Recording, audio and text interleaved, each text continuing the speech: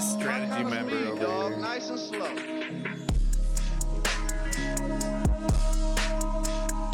My hair looked a lot cooler 5 seconds ago. I swear to God. What's up, y'all?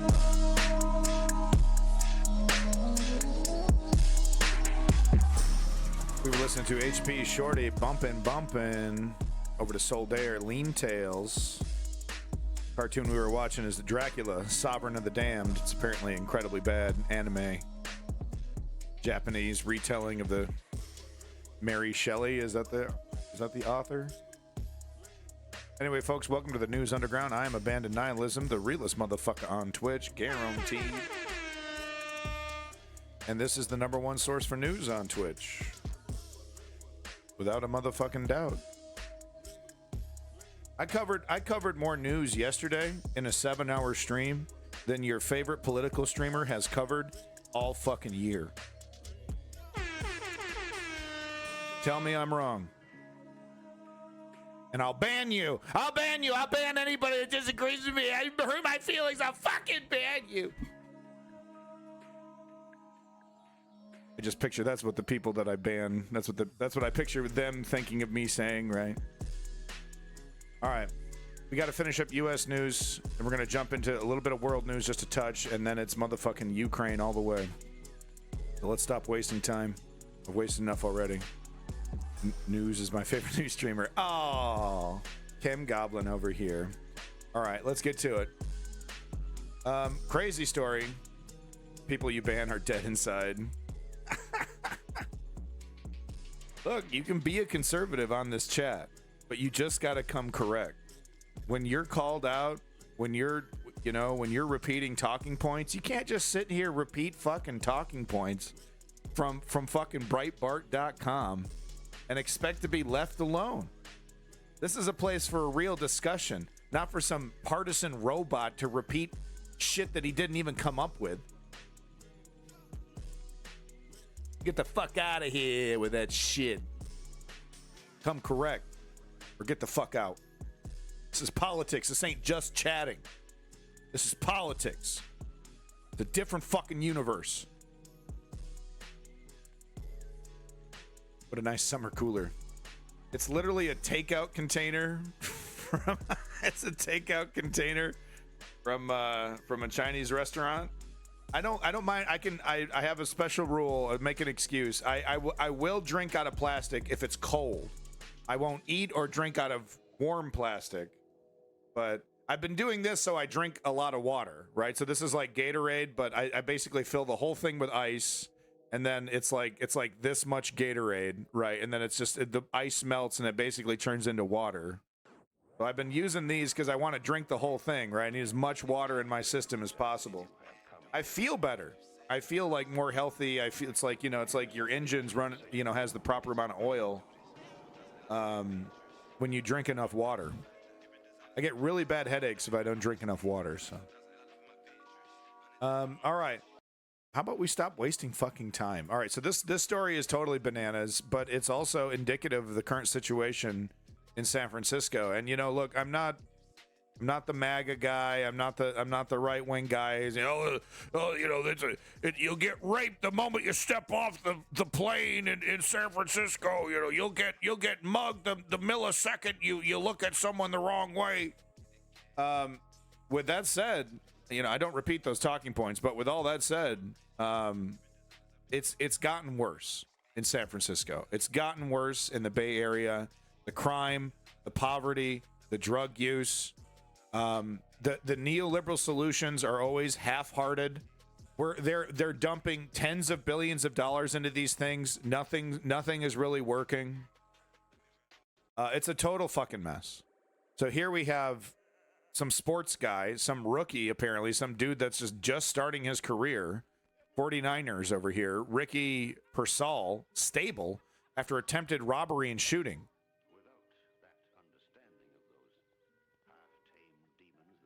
So this shit happened in broad fucking daylight, in the middle of the street. Right? I've walked down the street a million times in San Francisco. I don't know why it's so quiet. I don't know why everything got so quiet. Hold on. Double check the volume in my headphones. Yep, that's normal. Okay, hold on. Is something wrong or now.org? No, okay. Okay, the video just doesn't. Yeah. So the football player, he's like surrounded by people, they're like signing autographs or something, I don't know. And some altercation, someone tries to come up and mug him, steal his shit. He tries to fight back, gets shot in the shoulder. So here's him, he's actually walking. Yeah, so he's straight up shot. But he's actually walking, to it. It was a flesh wound. He'll be back out there. But this is San Francisco, man. This is what this city has turned into. And like I said, don't believe the hype with the right wing shit. But that leaves massive excuses for the neoliberals that have failed the city. It's gotten completely out of hand. And let me tell you, this keeps up.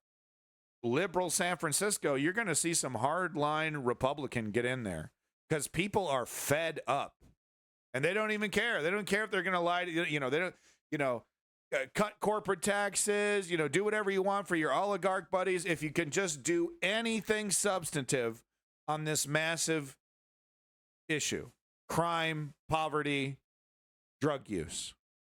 It's rampant. There's not a public park. There's not a public space you can go to that isn't quite frankly ruined, utterly ruined. It was like a running gag between my wife and I. It's like, okay, well, this would be nice if there wasn't a half-naked man zonked out on something over there, a homeless guy over here that's got like a massive pile of clothes for some reason, right? He's got it all dumped out, and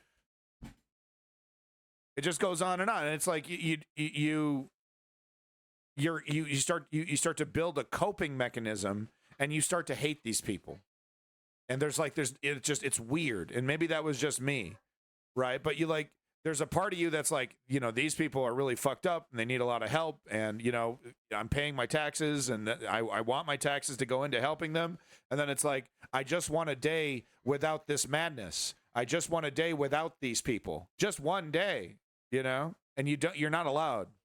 You're not allowed. 3 o'clock in the morning, you'll be hanging out, with your buddies outside of a bar. A homeless guy walks up, for like the 7th time. Anyway, pretty scary stuff. Let me just read a little quick here. So rookie receiver, Ricky Pearsall, shot in the chest. Attempted robbery. Statement released Saturday. The 49ers said Pearsall was in serious but stable condition. Yeah, he walked. He's fine. Pearsall's mother. But, will he be able to play again? That's the thing, is that, a gunshot does all kinds of damage. Even if it's just a flesh wound, it might not mean that he's going to be able to use his, chest or arm properly for the rest of his life. Pearsall's mother said Sunday in a social media post that the bullet exited out of her son's back and missed his vital organs, adding that he's extremely lucky. So what, did the guy not even use hollow tips? He really was broke. Pearsall. Yeah, so he was signing autographs. Wow, he was signing autographs at an event center, headed to the Union Square, which is just a big bustling area in San Francisco. So a physical altercation between Purcell and the suspect ensued. So someone tried to snatch something off him. He wasn't having it. And then homie shot him. There was no indication that the suspect had targeted Purcell because he was a professional football player. Yeah, he's just doing crimes, man. They don't care, man. They're zonked out. They're in another universe, some of these people. In a completely another universe, man. Big celebrity, bunch of people there to sign autographs. No, they just see, oh, look at this expensive watch, or look at this cell phone. And I'm not denigrating people that are on drugs. I'm currently on drugs right now. Okay? I'm not trying to denigrate people. I'm just saying it's out of control. It's out of control. Anyway, pretty crazy story. So we got an update. Everyone's favorite everyone's favorite segment, Boeing Watch. It's Boeing Watch update. So I haven't really been talking about this because there's been too many goddamn horrible other, Gaza and everything else has been, the Kursk offensive, right? It's been incursion. It's been crazy. It's been crazy. So I haven't been able to do a Boeing Watch. That's the wrong button. Shut up. I haven't been able to do a Boeing Watch. And the big news is, of course, exactly as I predicted this.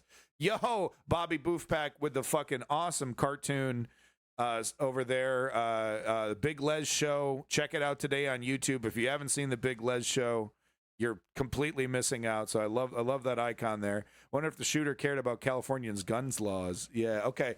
So if I provided you with a list of assault weapons, specific assault weapons, dangerous assault weapons that I wanted to ban, would you be okay with that? Right? Instead of let's just cut to the very end of the argument where instead of you pretending that when I talk about gun regulations, you're just going to say I want to ban all guns. Let's go ahead and skip that entire argument and just get to the end of it.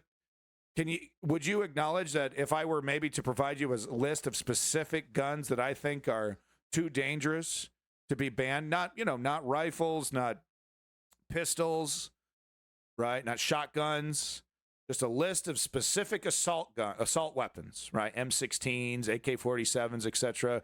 Models and serial numbers, right? Would you then be okay with some kind of regulation on the weapon that almost killed the president that you're probably going to vote for? Maybe you're a lefty that agrees with because I agree with gun ownership. I actually agree that people should be able to own guns on the left. Nothing. We got nothing on this. Because they always, the moment you start, they make a comment like this. Oh, yeah, I bet those gun laws are really helping you out there, right? Yeah. Right? So then I go, well, common sense gun regulation does make a lot of sense. And they go, oh, you're going to ban all my guns. All my guns, you're going to ban them. You're going to take them all just like Obama did. Yeah, just like Clinton did. He took all the guns. Well, we've gone down that road 600 times. So I can't, because I can't even. They won't even do specific. What about just one assault weapon? What about just one, the gun that almost killed President Trump? How about that? How about just one assault rifle? Oh no, you see, start with that one. Slippery slope. You're gonna ban them all. Okay. Anyway, back to Boeing Watch over here. He didn't want to fight. He didn't want to play. Back to Boeing Watch. The big news is exactly as I predicted. This hastily put together, lowest bidder was able to put it, Boeing did it as cheap as possible, cutting every corner with the new boss who thinks he's Elon Musk, right? Coming in there. Oh, do we need that? We don't need that bolt. We don't need that. That we could save $2 million if we used a lower quality metal on this and this and this. And come on, it has the tensile strength. You guys are just going overboard. You're spending too much money. You eggheads don't know anything. You don't know anything about business. You don't know how to build a rocket ship, okay? You don't know how to do it economically over here. Look, I'm the smart guy. I'm the CEO. I'm running the company, okay? So I think I know something about building a rocket. Cut corner here. Safety check not needed. And wow, look at that. I gave myself a $50 million bonus Wow. Where did I find the money? I'm just that good. I'm just that good, folks. I just find the money. It's magic, right? So this motherfucking rocket ship put together with that mentality barely got the astronauts up there and is making weird mechanical sounds. They're not going to take it back. It's so dangerous. They don't even want to get back into it. I bet you they're debating and contemplating now. I think they are. They're going to remove it from the International Space Station, get that thing away from it, and let it dump it back in the fucking ocean. And fucking, oh, this is so embarrassing. Tesla is scheduled to save these astronauts, to bring these astronauts back in 2025, in the next, because there was a scheduled Tesla going up there. He was going to, a Model S was going to drive up there. So they're like, well, okay, you got room for 2 more? So the real question is, will this affect Boeing at all? I mean, what the fuck? How bad you got to fail? I mean, it has been failure after failure after failure. I mean, thankfully only a couple hundred people have died so far.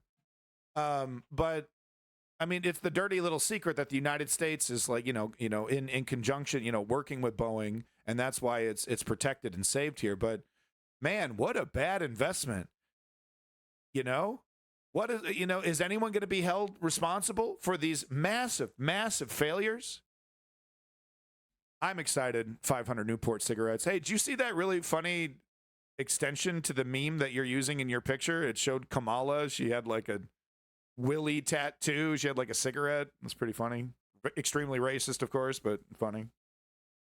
Anyway, so this is the video I have for you. This is radio chatter between Mission Command down on Earth and the International Space Station, and they're talking about a weird fucking noise coming from the Starliner, this goddamn jalopy that Boeing sent up into space that's going to get everybody killed if they don't detach this thing from the International Space Station immediately. So now it's making a bunch of weird ass noises. So listen to this really interesting clip of radio chatter between Houston and International Space Station. Houston on 2, I've got a question about Starliner.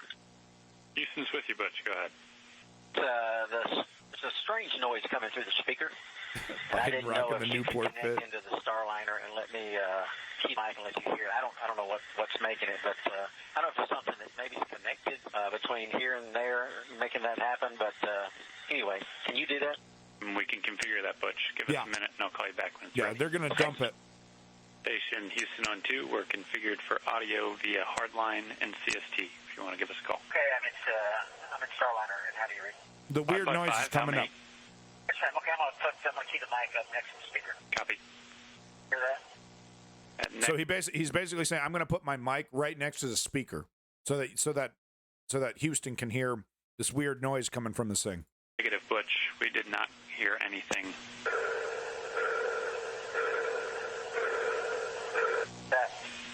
All right, Butch, that one came through. It was kind of like a pulsing noise, almost like a sonar ping. Yeah, I'll do it one more time, and I'll let y'all scratch your heads and see if you can figure out what's going on. Here we go. One more time.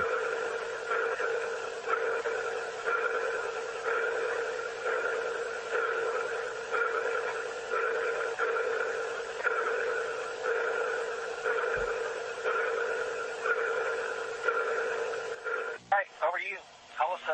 All right, so then they're like, okay, thank you for the recording. We'll take a listen to that, and we'll get back to you.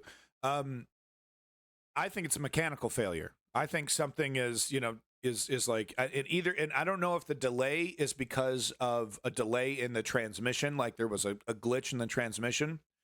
Because if it isn't a glitch in the transmission, that means it's not like a sonar ping that's like every second, right? Every like 2 seconds exactly.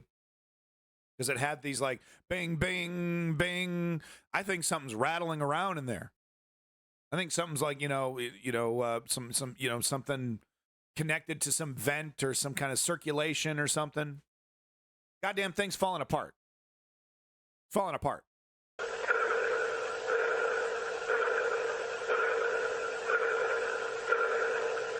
right, over to you.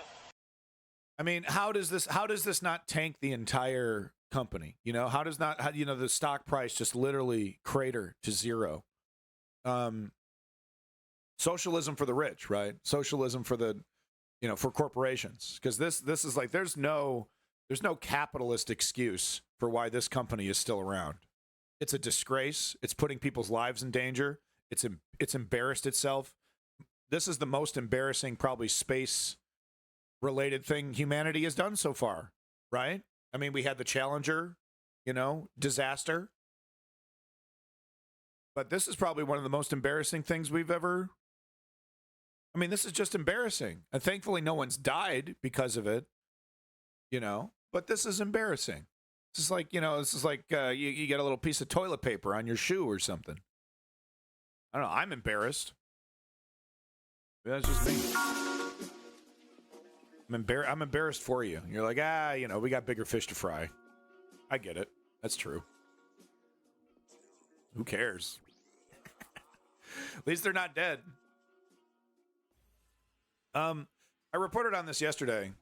Tim Pool, Kamala HQ, I showed the tweet. We read the tweet here. Trump operatives saying their Project 2025 plan to give Trump total unchecked legal power so they can jail and execute those who don't support Trump if he wins. They have scrubbed this video from YouTube. So they, activists are bringing this video back, showing, hey, bro, you literally talked about this shit. And now Tim Pool, I have engaged legal counsel. We were preparing to take action. More to come. Whoa. Watch out. Watch out. Hey, Tim, you better wait for your little dictator daddy to get in charge before you can start pulling this shit. There's nothing illegal. There's nothing illegal about this. There's literally nothing illegal about this. So you're going to need a little dictator daddy to make a special rule for sycophants like you. Ooh, you're defaming the country. I mean, that's what China does, right? That's what a lot of authoritarian setups will do. You're disparaging the country, right? That's what Russia does. The blinkered look, line goes up attitude. Some desperate investors are a reason for people are bad for business having random accidents, I think. Yeah. Whoa, you're still here? You had nothing to say about what I said earlier, huh? It's interesting. All right, so this has been going around social media. I wanted to talk about it. I'll give you my opinions after the video. If you haven't seen it, it's kind of weird. Let's clean a random grave. Okay. Who do you think is buried here? Let's clean it and find out. I have so many questions. How old is this grave? It looks like it's been here for 500 years. How did this grave get so dirty?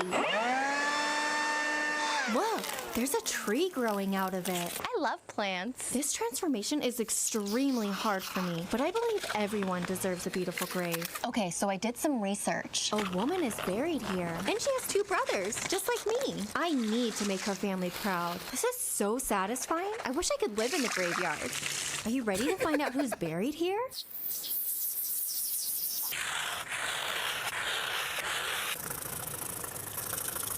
Yeah. Got to get the ASMR on here, right? I do like these videos.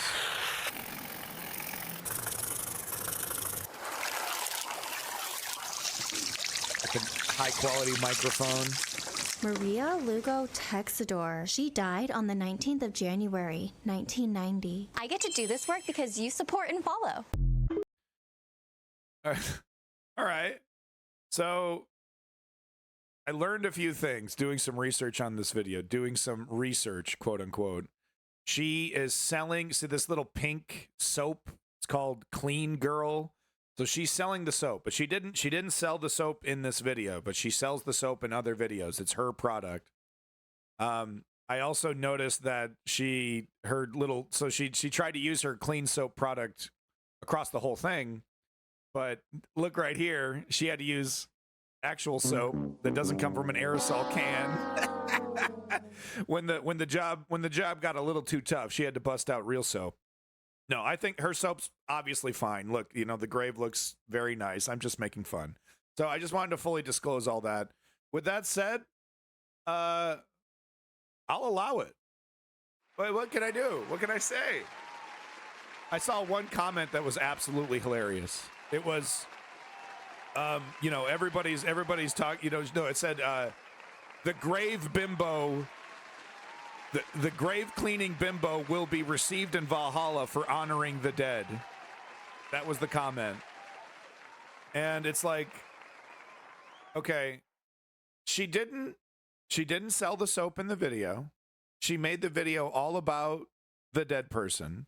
She did a fantastic job of cleaning. It looks great. She not only cleaned the grave, but she cleaned, you know, everything around it. It looks fantastic. Okay. She's got a great attitude. She's weird as hell. I want to live in a graveyard. Okay, it's social media. What can you do? I'll allow it. It's damn weird, but you know what? I'll allow it. It's like, I've talked about this before, how it seems like irony is kind of going out of fashion, and being earnest and, you know, kind of open and positive is kind of making a comeback a little bit. You know, she calls herself the clean girl. I'll allow it, dog. I'll allow it. Okay. The grave wasn't clean. You know, that wasn't cleaned for over a decade, maybe even longer. You know, she gave it, man, it looks great. So those are my comments there. She's a character. I don't know. I kind of would like to do an interview with her because she seems like a total, like, interesting character. She's kind of genius. It's just broad appeal that you can't say anything bad without being seen as ungrateful. There are reasons too, though, like using abrasive acid-based cleaners which corrode most gravestones. Oh no.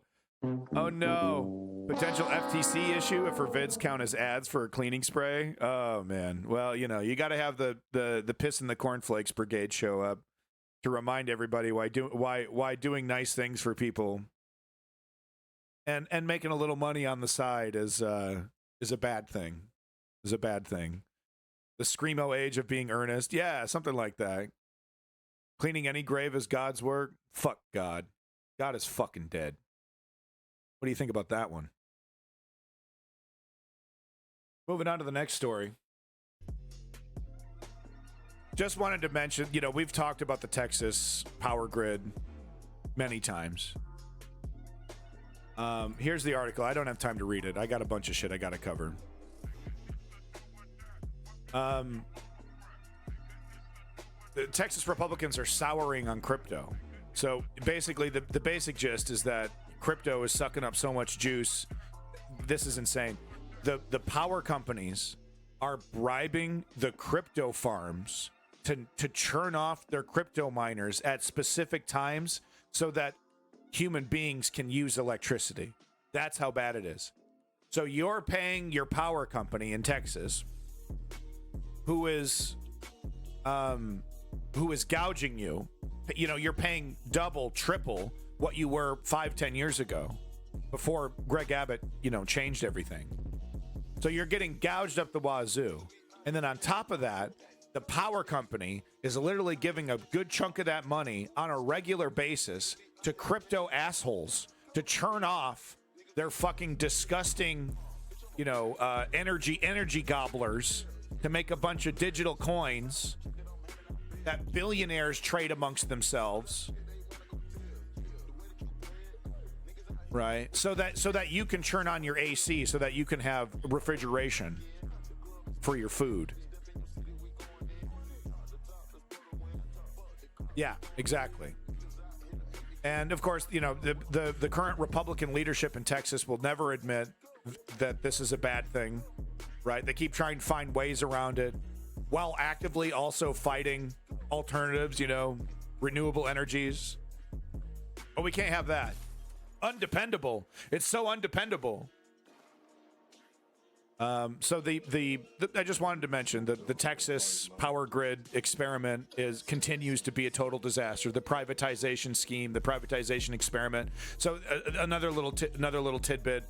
You know, when they did this, they had to disconnect from the national power grid, so they're no longer connected to other states. for assistance and whatnot because of this scheme. They're like, no, we'll do it our own way. We're Texas. We want to secede from the Union. Bitch, you can't even maintain your own power grid. We're supposed to believe you guys are going to be all good, handling your own business. The country of Texas. Don't mess with us. Please help us. Please send aid to the country of Texas. All right. There's the article there if you want to read it, though. I put it in the chat. I got bad news, folks. I got bad fucking news, man. I got bad fucking news, dude. I got bad fucking news, dog. Cornel West has now started to hop on the RFK Jr. anti-science, anti-vaccine. Yeah. Anti-vaccine stuff. He's starting to do it. SDL had a perfect, so real quick, I'm not going to read this whole thing, but he's basically like, don't trust the medical. All right, let's read the whole thing if I'm going to be fair. I better not paraphrase him. I love Cornel West. I do. I give everybody one thing before I put them on the shit list, because I got one thing that gets me on a shit list, but I'm not going to let it go. So I give everybody else one thing. So I'm not, for new viewers, I have a shit list that I maintain of people that are maybe presumed to be honest actors, but are definitely grifters or bad actors. So I'm not going to put Cornel West on the shit list. You're about to be. You're about to be. You're this close. But this is terrible. This is terrible. I mean, I've been ignoring Cornel West, and I've talked about Cornel West, early on in the election. I've said I'm just kidding. I'm not going to cover this man's campaign because it's a joke. I don't think he's grifting. I just think he's wildly incompetent at politics when it comes to Cornel West. With RFK Jr., it was grifting. I'm not covering him because he's a grifter. With what's her face there for Miss Russia there? What's Jill Stein?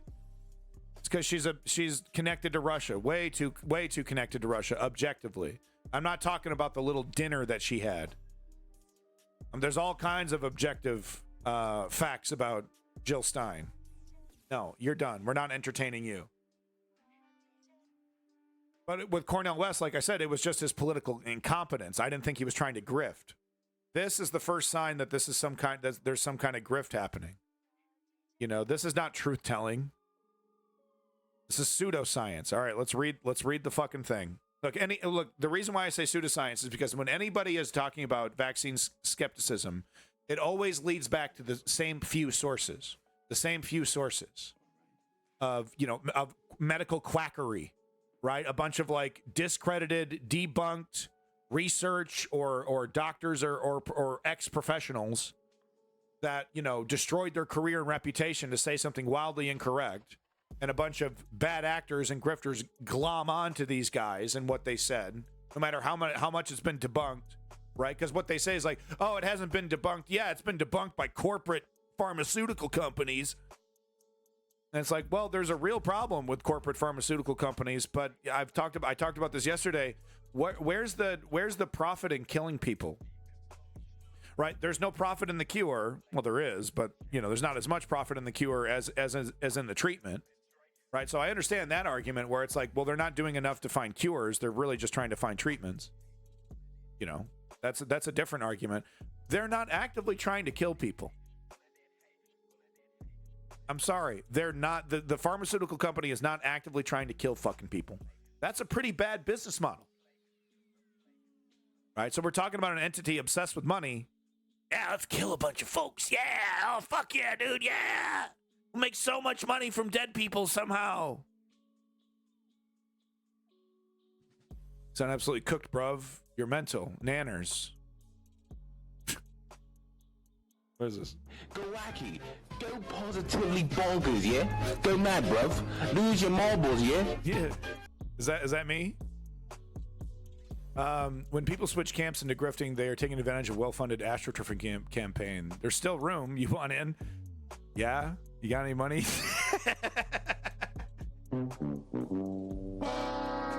You got some dough? If I told my wife I totally sold out all my principles, but then I handed her $1 million check, I wouldn't hear a single thing about about the principles. All right, let's read this comment. It's really, I don't want to. I love Cornel West. I have like 6 of his books in my collection, you know, like. Anyway, Cornel West here. Brothers and sisters. Brothers and sisters! All right. It's time to commit an understanding and addressing to the role of pharmaceutical influence in public policy. That is true. I propose a COVID-19 Truth Commission to explore the disproportionate impact on marginalized communities, seek reparations, and ensure justice and equity in our future responses. Well, I mean, so the restrictions were lifted. The restrictions were essential. The restrictions saved lives, masking, you know, hand sanitizer, keeping your distance. And some of it worked a lot better than others, right? Some of the stuff was kind of ridiculous, like the plastic partitions in an open room where, you know, everyone's breathing without a mask in a restaurant. So it's kind of ridiculous, right? In some cases, but in other cases were totally essential and effective. You know, masking is of course the number one thing. It works. It works. Unless all the doctors we've ever seen in our entire life at every hospital that we've ever been to are a bunch of fucking pussy ass posers, right? That's what Joe Rogan would say. Fucking doctor with your fucking mask in the operating table. Why don't you take that off, bitch? Right? Masking works. So some of it worked better than others. But disproportionate. We're making this about seek reparations for whom? For what? Okay. We also must challenge the censorship that silences diverse voices in these critical conversations. Okay. The one subject that is being actively censored is the discussion about, was this virus created in a lab? That's a serious discussion. Wow. Wowzers. Look at that. Look at these comments. All right. 1 second here, folks. Sorry you had to see these. Sorry, we got to interrupt the stream to take care of these. Wow. I mean, what can you say about this kind of stuff, right? It's disgusting. It's got to go. Nothing. Look, guys, nothing I love more than clicking that fucking ban button, okay? Ask the OGs, okay? I'm way too quick to ban people, okay? We got to do it twice. We got 2 turds. So coming into my chat and giving me a reason immediately to ban you is like, you know, it's like Christmas, okay? Hopefully they'll give me unban requests as well, filled with a bunch of shit as well. I love those. Make sure you give me those unban requests as well. Send them my way, big guys. Anyway, I would report them as well, but I'd like to get back to this. So additionally, we will establish a vaccine safety and utilization panel to restore trust in our public health institutions through science, transparency, and community engagement. So, I mean, you know, I'm really glad I read this because it's like, okay, this is what he's proposing. I'm not necessarily, okay, look, because there is a lot, because of these grifters, there is a lot of misinformation about vaccines, how effective they are. You either choose crackpots on social media or you choose, corporate pharmaceutical company information. It's very difficult to get independent information. You know, maybe you go to your doctor, maybe not a lot of people do that, right? They're more likely to go to Google, maybe ask ChatGPT than they are to ask a human doctor. So this is actually not the worst idea in the world, right? Because if this is truly transparent and truly scientific, then we would get, this panel would release a report that says vaccines, 99% of the time, vaccines are fine and perfectly safe. And, there are people with anomalous physical issues that have issues with vaccines. We still recommend the 15-minute, waiting period after you've taken a vaccine at Walgreens. You got to sit in the fucking chair for 15 minutes. We still advise that. right? Because that's if that was truly transparent and truly scientific, that's what it would produce. I'm super confident about that. Okay.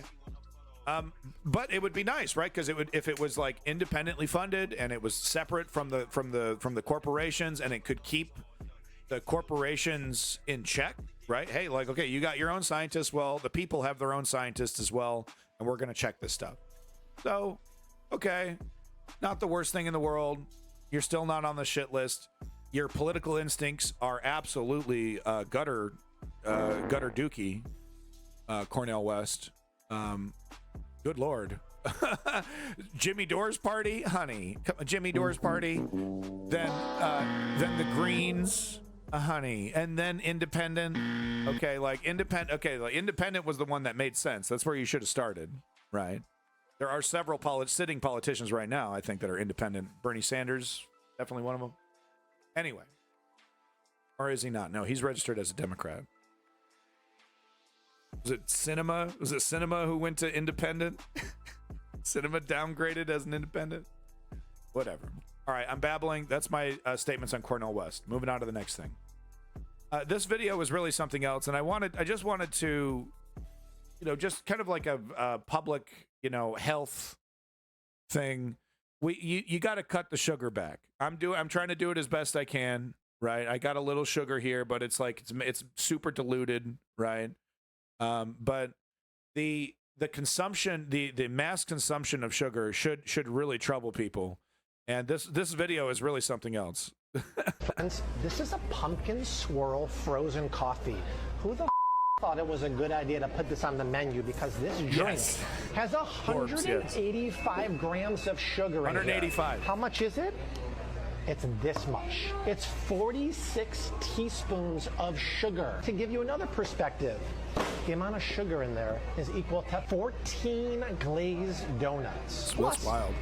There's no pumpkin in here. It's That's artificial flavors. There's 12 mentions of sugar and high fructose corn syrup in here. There's 930 calories and 194 carbs. 2/3 of us are already type 2 diabetic or pre-diabetic. If America runs on this, we're That's wild. And the crazy thing is, like, there's people out there that buy that shit every day, dude. Every day, man. Every we day. got a problem. Don't deport me for saying this. But I feel like Americans eat like they have free healthcare.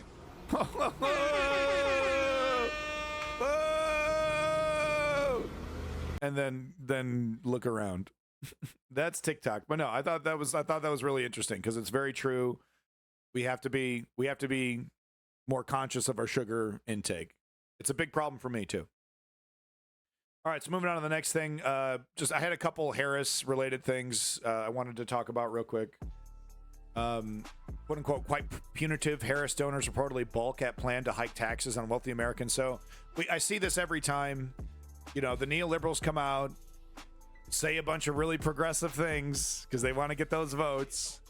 Rich people the rich people in the background start grumbling, right? And then we had, Joe Biden. Don't worry, nothing will fundamentally change, rich guys. Don't you worry. Not going to change a thing. You guys will still be able to exploit Americans as much as you want. Don't worry.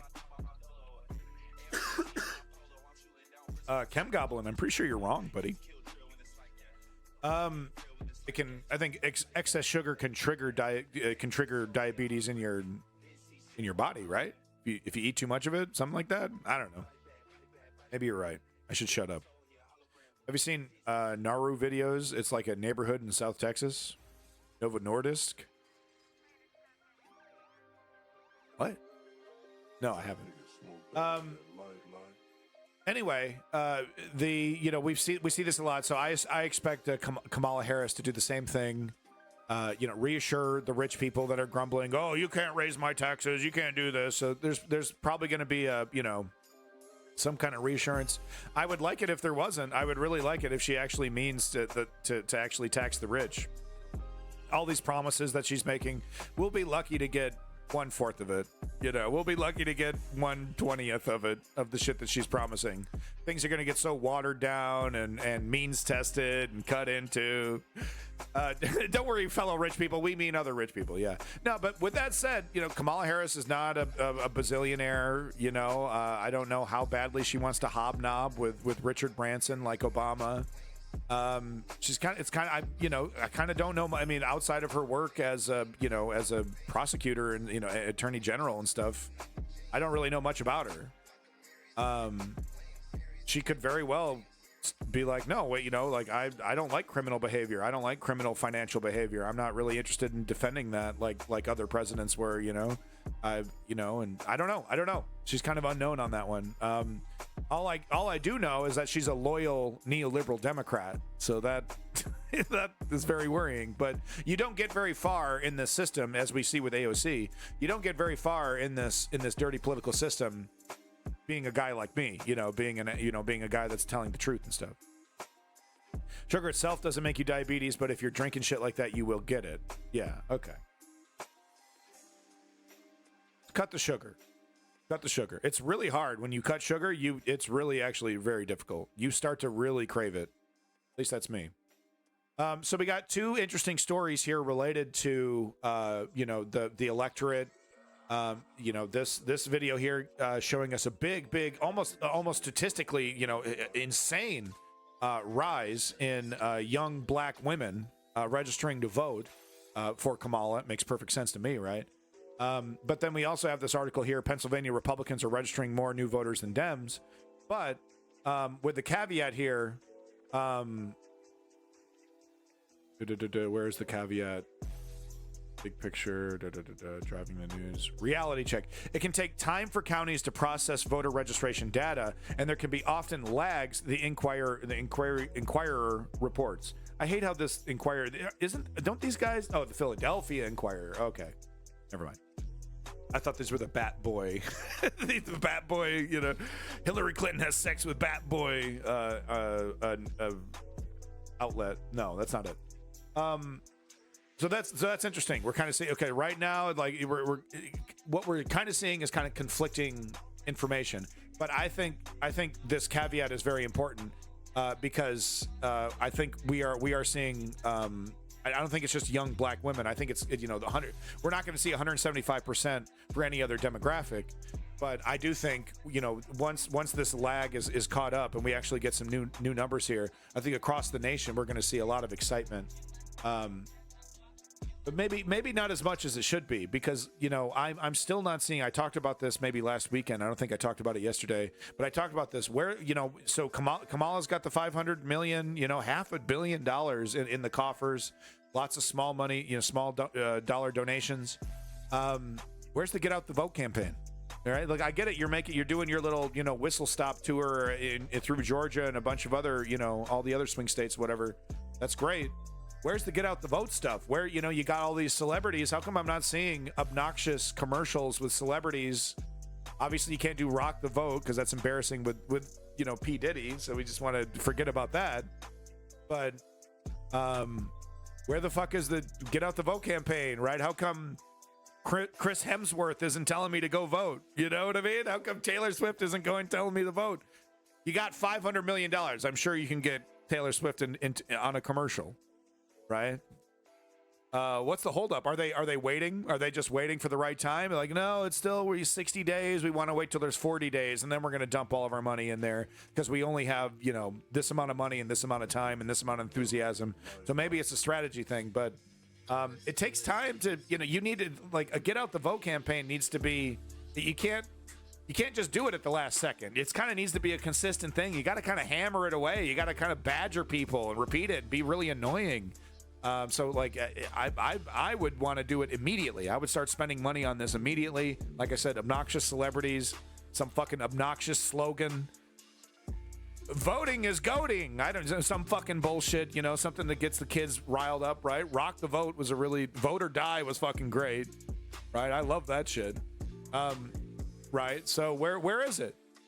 Where is Skibbity Vote? Fucking there we go. Fucking Skibbity Vote. Skibbity Vote. Do it. Vote. Fucking Zoomer.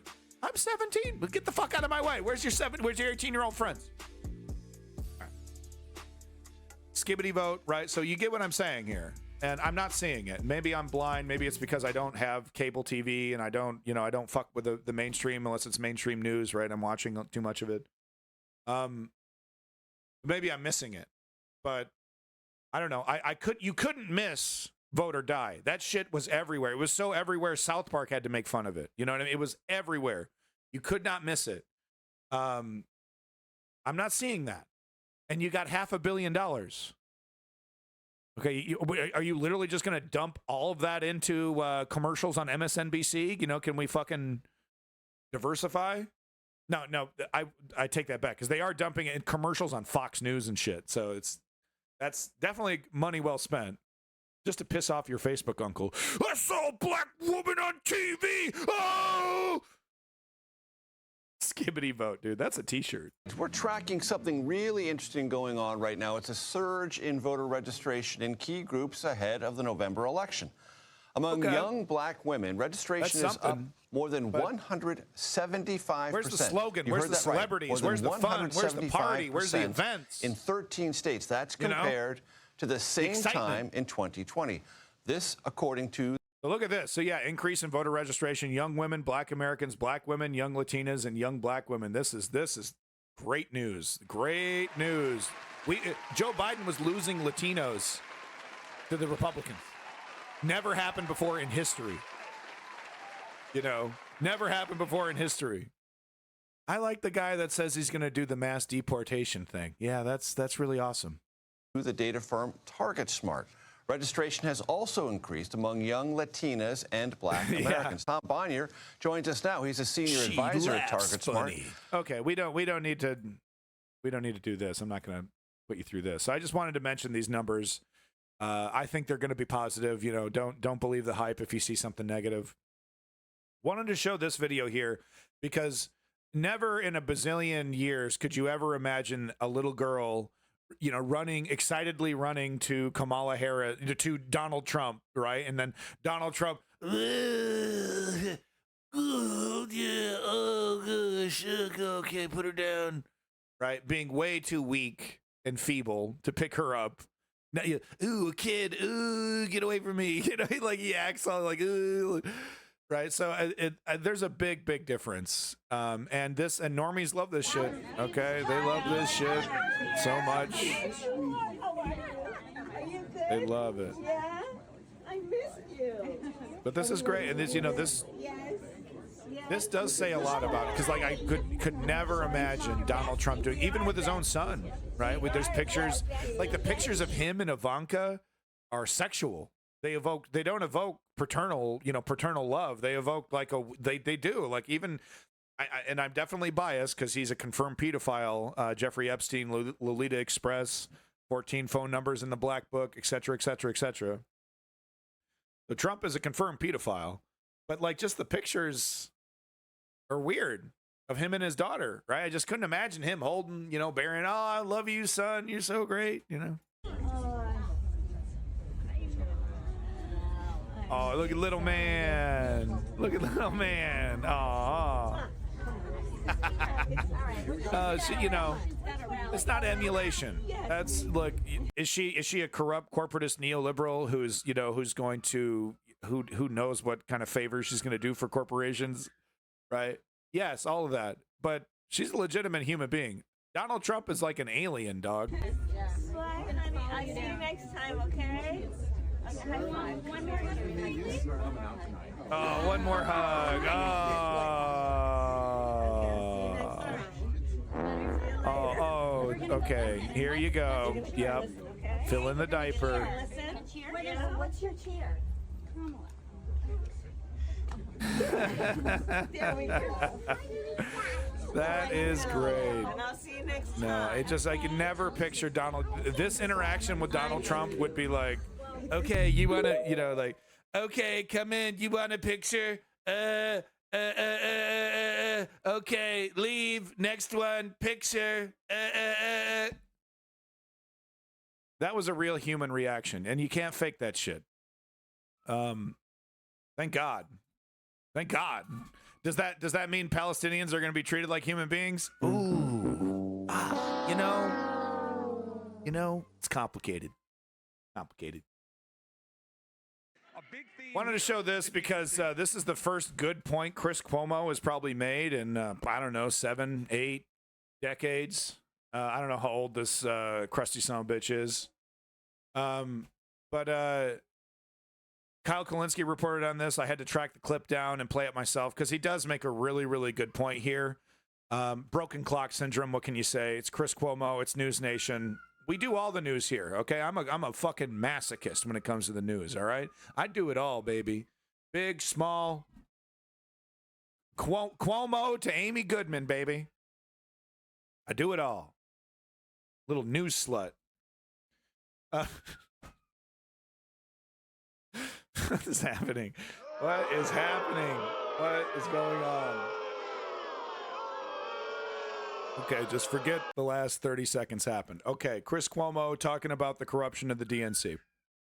A big theme here at the DNC is that they're going to go after corporate gouging. Welcome back, Nematoid. And they're going to go after corporations, whether it's in taxes, largesse, loopholes.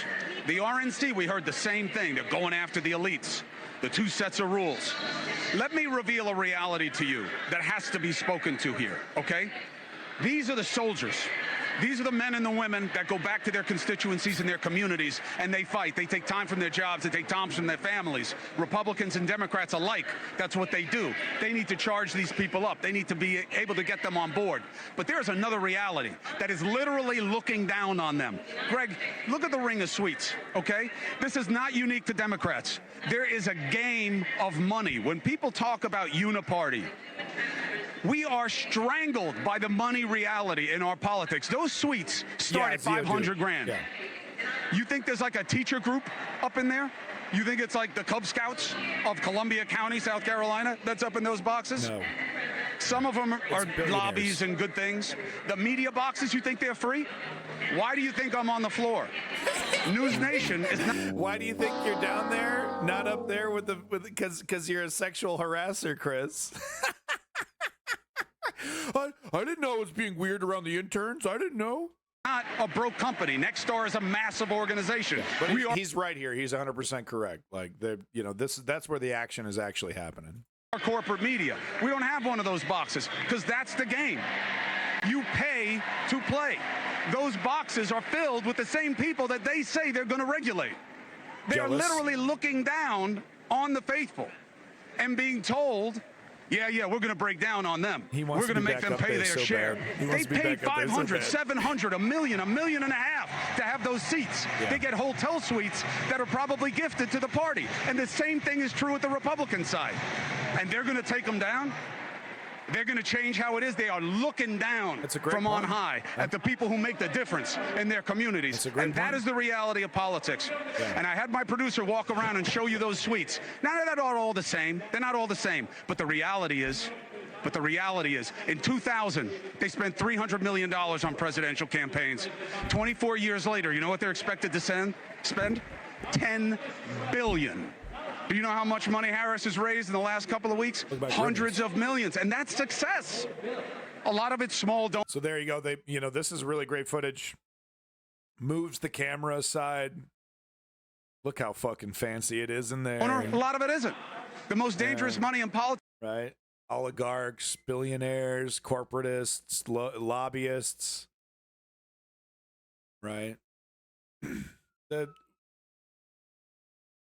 We got to vote for Harris and then immediately start the pressure campaign, start the campaign to primary Democrats in 2 years across the nation. That's the plan. We just are relentless. That's how we do it. We primary neoliberal Democrats as much as possible. The ones that we don't defeat, we scare. Right? That's how we do it. We're aggressive. Oh, you can't do that. Oh, what about the Republicans? Oh, what do you mean? Oh, you got these litmus tests that are way too high. No, single payer health care is a pretty fair litmus test, neoliberal Democrat. Especially when 99% of you run on that shit. So like that's if you're a progressive on the left, if you're a social democrat like I am, you know, what do you do? What do you do about this corruption? How do we stop it? Because we obviously can't vote fascist. We're not voting Trump. We're not getting down with that shit. He's not an alternative. He's not counterculture. It's fascism. Ignorant fascism. So we can't get down with that shit. So what do? We got this fucking disgusting, you know, pustule of a party called the neoliberals. Well, we suck it up. We vote, especially if we're in a swing state.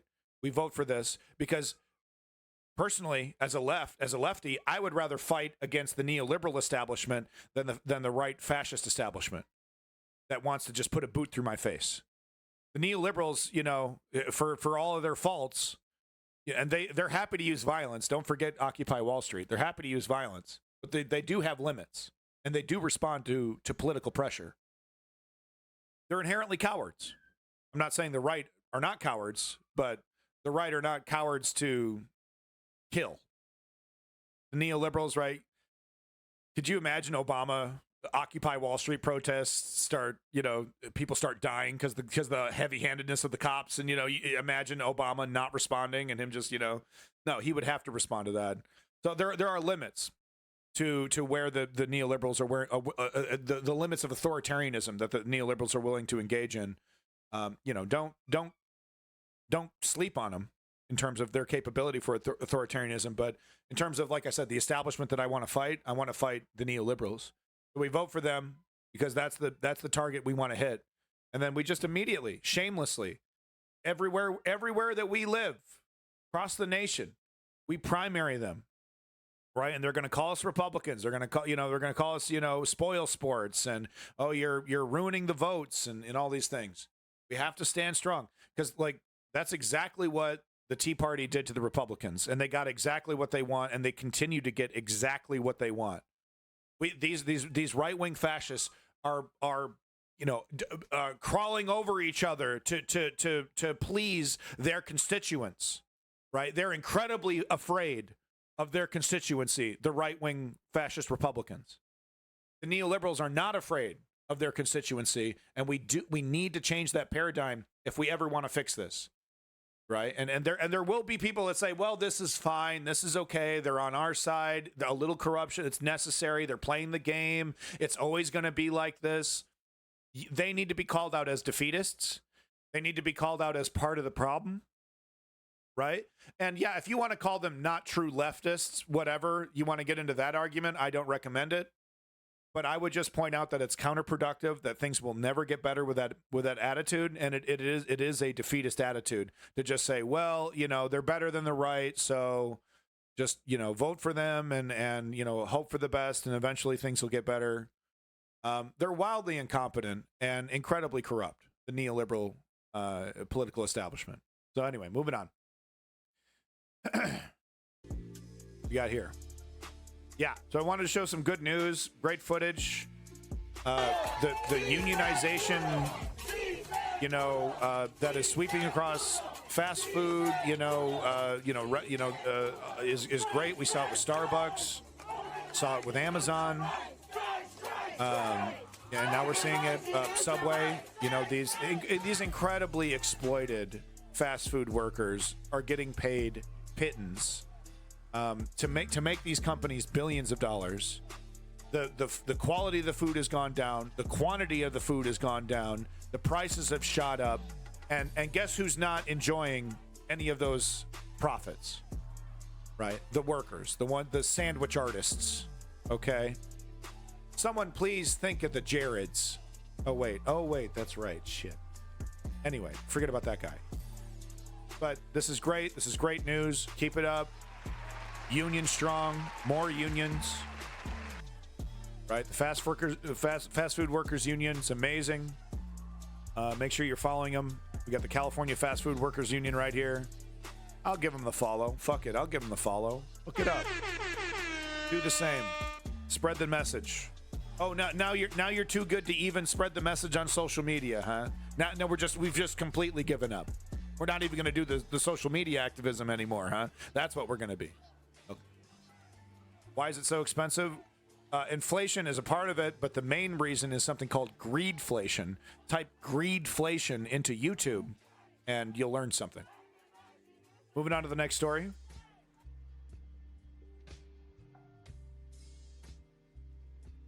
So this is really something else. This really shows Jared is eating a green bologna sub right now. Yeah. They don't like pedophiles in jail. We'll just say that. They're not big fans, and that guy ain't leaving. That guy ain't leaving, dude. You know, he was Jimmy Savile 2.0, except he wasn't, in his heyday. Jimmy Savile in the 70s could get away with anything. Not so much with Jared, and that's great. That's a good thing. No, so this video, I had to show it to you guys because it really shows a difference between who they are and who we are. And I'm generalizing here. Not everyone on our side are smart doctors, and not everyone on their side are raging, angry, I don't know, planning a mass shooting, in his free time, kind of looking dudes, right? It's not fair to generalize, but I there's some truth to it. I think there's some truth to it. The left is generally more professional, more intelligent, more well-read, better educated, more cocky. Okay, it's hard to tell though. Like these Trumpers, like does anyone get any more cocky than a Trumper shouting in a fucking bullhorn? Stop the steal. Is anything more cocky than that? But all right, the left isn't perfect. But I thought this video was really interesting because this doctor, while he's like filling out medical reports, slam dunks this guy so fucking hard without even trying. It's like you would hope that this guy would kind of maybe see this video and maybe realize that he just got fucking bazookaed, but he won't, right? Oh, liberal, fake news immediately, right? Oh, you're lying. It's all lies. You're saying things I don't agree with. So this video is interesting. Hey, Democrats, without mentioning Donald Trump, tell me why you're going to vote for Kamala Harris. Okay. Sure, I'll give it a try. She's going to protect access to abortion, birth control, and in vitro fertilization. She's going to cut taxes for the middle class. Look, he's got those pussy-ass, poser-ass masks that don't do a single thing, right, Joe Rogan, right? This pussy-ass guy doesn't even, look at these stupid fake degrees he's got up there. I bet he doesn't even know Taekwondo, right, Joe? Right? These stupid things don't even work, right, Joe? She's going to raise the minimum wage. She's going to protect LGBTQ plus people. She's going to decrease medical debt and school debt. She's going to take care of our troops. She's going to address climate change. I don't have time to respond to the ignorance I'm seeing in my chat. I'm just going to show it the door. She's going to protect unions. She's going to improve our infrastructure. She's going to protect and expand access to Medicare, Medicaid, and the Affordable Care Act. She's going to confront Big Pharma to decrease the cost of prescription drugs. She's going to support Ukraine and all of our NATO allies. She's going to make sure that history is continued to be taught in public schools. She's going to sign a bipartisan bill to address the southern border. She's going to respect the separation of church and state. She's going to negotiate to bring hostages home in Israel and work towards a two-state solution. Okay, I take it back. He's reading these off the screen. I thought he was doing work while he was doing this, but no, he's reading this off the screen. Anyway, you get the point. You get the point. This whole, like, you have Trump derangement syndrome coming from the guy who puts the Trump flag on the thing. He's got the Trump shirt and the Trump hat, and he's got a daughter that puts the Trump on the forehead. Yeah, you guys are obsessed with Trump. Okay. And yeah, real quick to this idiot's comment, pay $20 for cooking burgers. People deserve a living wage. And if a company can't do business without paying a living wage to its employees, that business doesn't deserve to exist. The anti-worker sentiment, the anti-union sentiment coming from ignorant people on the right fascinates me, because a grand majority of the people on the right would benefit greatly from unionization in their industries. Higher wages, better standards, higher safety. I hate that stuff. I want to get ripped off. I love getting fucked. Okay, man, that's your thing. Oh, what? You want to get more money for your work and labor? Oh, you fucking communist. I love getting ripped off by my boss. Real Americans get fucked by their bosses. So I wanted to talk about two incidences before we get to America's favorite news segment, the mass shooting update.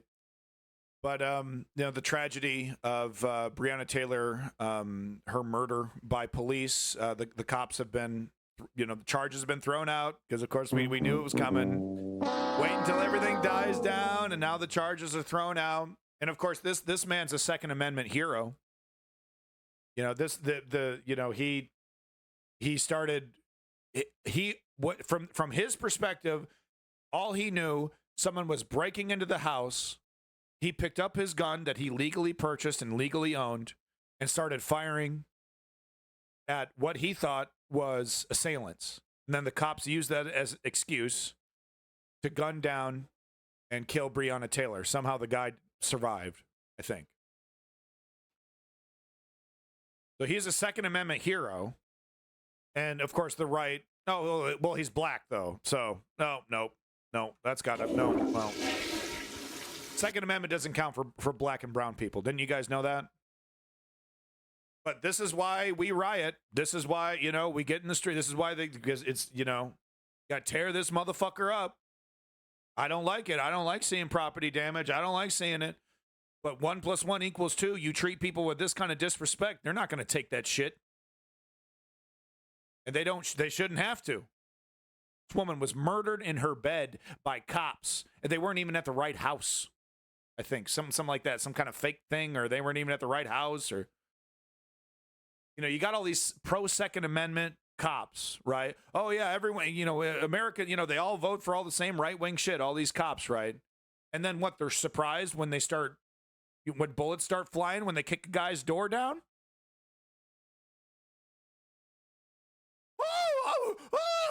I just wanted every American to have a gun, but not like this. Murder them. I was not expecting to receive, return fire. We only kicked the door down with no, and not announcing who we are. We don't even know the footage. I think they're announcing who they are when they're like shooting, or something like, "Oh, it's the cop! It's the cops! We're the cops!" If I remember the footage correctly, I haven't seen it in a while. But here's your update. As we all knew it was coming, cops are let off for committing murder. Right? And the Second Amendment lovers, the fucking, right? Gun guys, gun liberty guys, everyone deserves a nuclear weapon guys. Silent. Oh, well, he was black. She was black. Come on. Probably bought the gun illegally. Probably bought it off the street for a crack rock. Right? That shit. Fucking hypocrites. Next tragedy. I can't show you the footage. Shooting shock, horrifying moment. Cops storm woman's apartment and shoot her dead within 5 seconds of opening door as body cam footage released. So this happened just a couple weeks ago with a different black woman. Remember, I showed the footage there right before she was gunned down. She was in her kitchen. She was like joking with the cops, right? He's like, you better not throw that water at me. And she's like,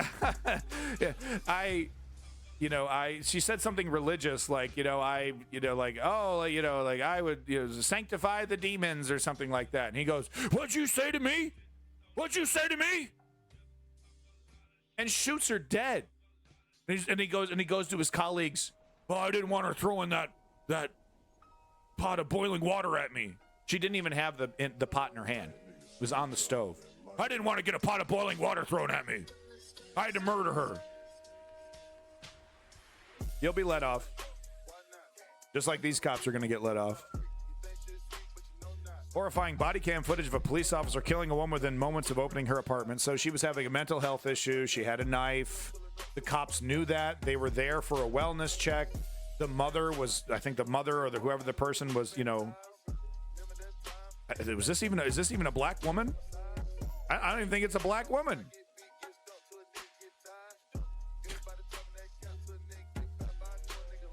It's all justified, right? Any Second Amendment guy, right? Any of the right winger, pro gun, pro, the thin blue line guys who got their ass kicked, on January 6th by the cops that they bootlicked for.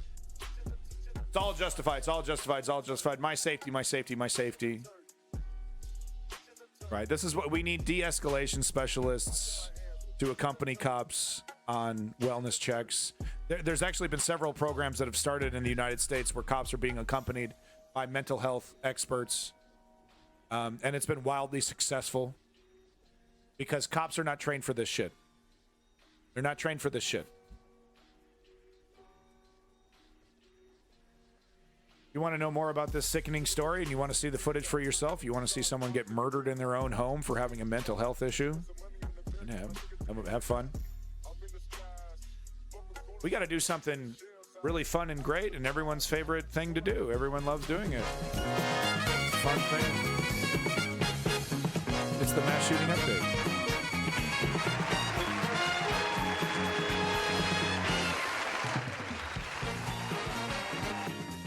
All right, let's see how many people died in America today. 429 U.S. mass shootings in 2024. These are rookie numbers. We got to hit 600 by the end of the year. We got to do it. 6,383 mass shootings since 2013. And quite frankly, this number needs to be cracking 10,000 before we hit 2025. Don't you agree? 2 whole days since the last mass shooting? Come on. Come on. Wait, no. We can do better than that. We can do better than that. Over there in Euclid, Ohio, 1 dead and 4 injured. Juvenile victim, 17-year-old boy killed, 4 other juveniles wounded. Well, I'm sure the altercation that they got in was, worthy of a gun battle. Someone called their girlfriend a slut. Someone said they had acne. You got a pizza face. Pistol's got to come out. A mass shooting is defined. We define mass shootings as a single outburst of violence in which 4 or more people are shot. This is not the same as a mass murder as defined by the FBI. Does that help, Nematode?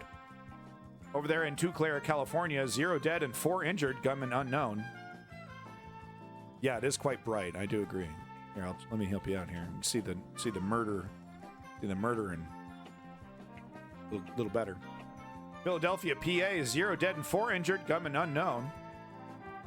Jonesboro, Arkansas. Why does that sound familiar? 0 dead and 4 injured. Preliminary, unclear if all 4 victims were shot. Juvenile victims, 9 to 10-year-old children among the wounded. All right. Suspects, Duraki Nesby, 24. Kaylon Tamir Chandler, 25. Shooting involved an AR-15 and an AK-47. Well, it was their right to have these deadly military weapons. They're not military. They're classified as civilian there, smart guy. Come on. Come on. Those were civilian military weapons. Come on. Over there in Warner Robins, Georgia, 0 dead and 4 injured, gunman unknown. I'm so bad at the abbreviations. But there you go, folks. That's America's favorite news segment, brought to you, of course, by Garbage Fuel. Garbage Fuel would like to remind you that this is your new normal. Where is my Garbage Fuel logo? Hello? There it is. This is your new normal. Going to a church, going to an event, going to a grocery store. You too can be caught up in a mass shooting. Thank you so much, gun anarchists, right-wing maniacs, and of course, feckless, weak, disgusting, milquetoast neoliberals who do absolutely nothing about this problem. Let's not forget Sandy Hook happened under Barack Obama, and he did fucking nothing. Let's not forget that. Thank you so much. You're a dumbass. Such a dumbass. Barack Obama's a dumbass.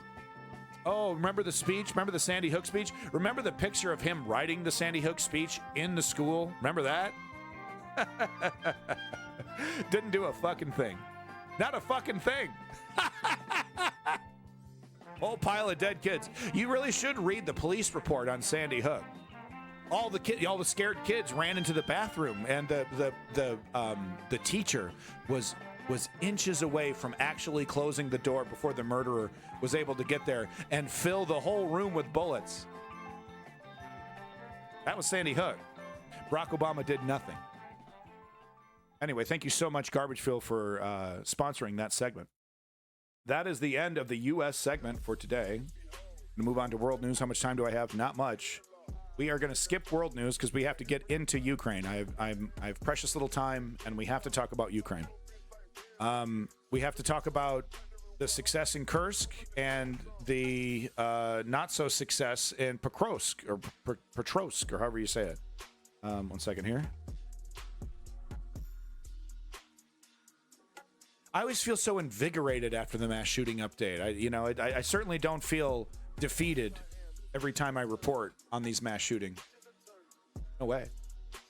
Wanted to start off with this right here just to get the blood fucking pumping. This kind of is just a recap of the last month of what was happening on the left in Kursk, and then what's also happening in Ukraine. On the Russia advancing in the Donbass, and of course Ukraine advancing in Kursk. And hope you got your headphones here and are ready to rock.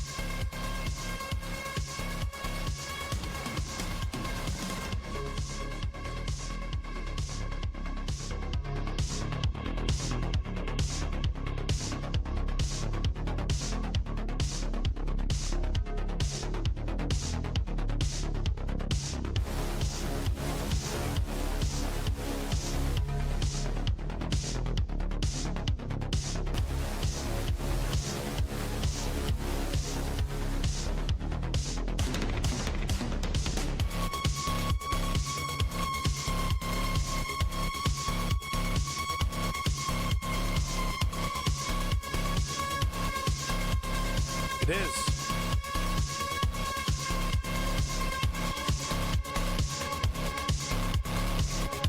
That's the amount of troops. The middle is the amount of troops committed to what's happening here.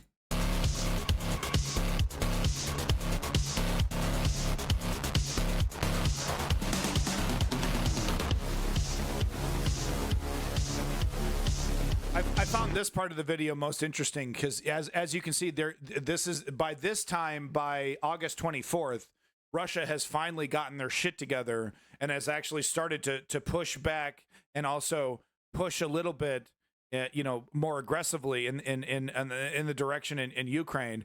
But then quickly we see how quickly Ukraine responds to that change, and we immediately see them growing their advantage once again.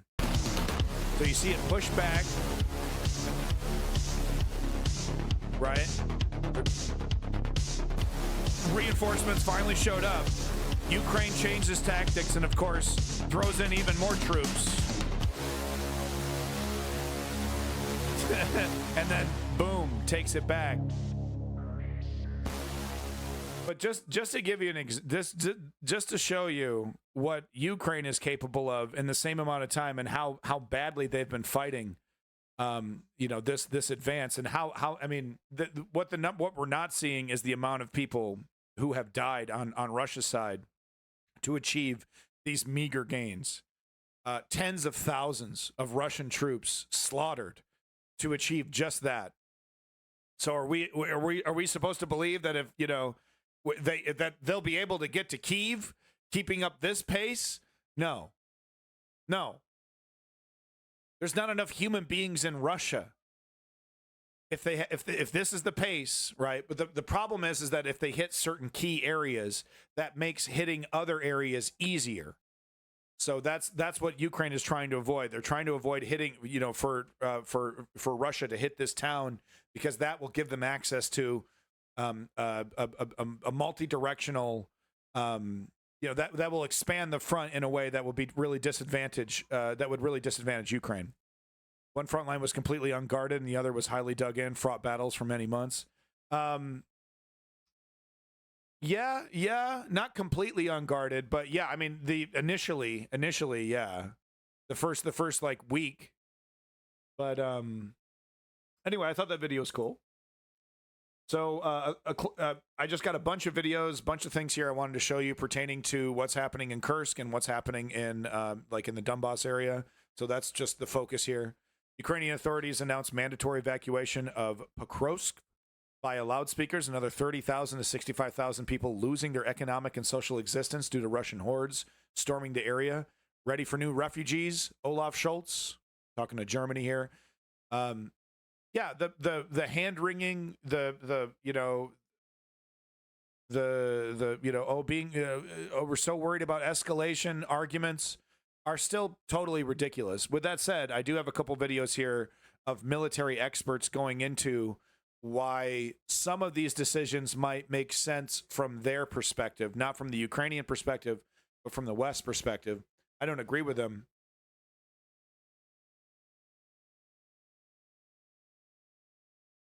Just reading this insane comment from this person's pooping in the shower.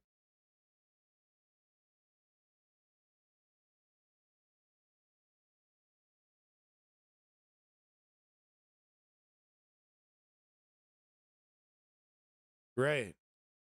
So there's a right-wing resurgence in Germany. Great. That's really awesome. Cool.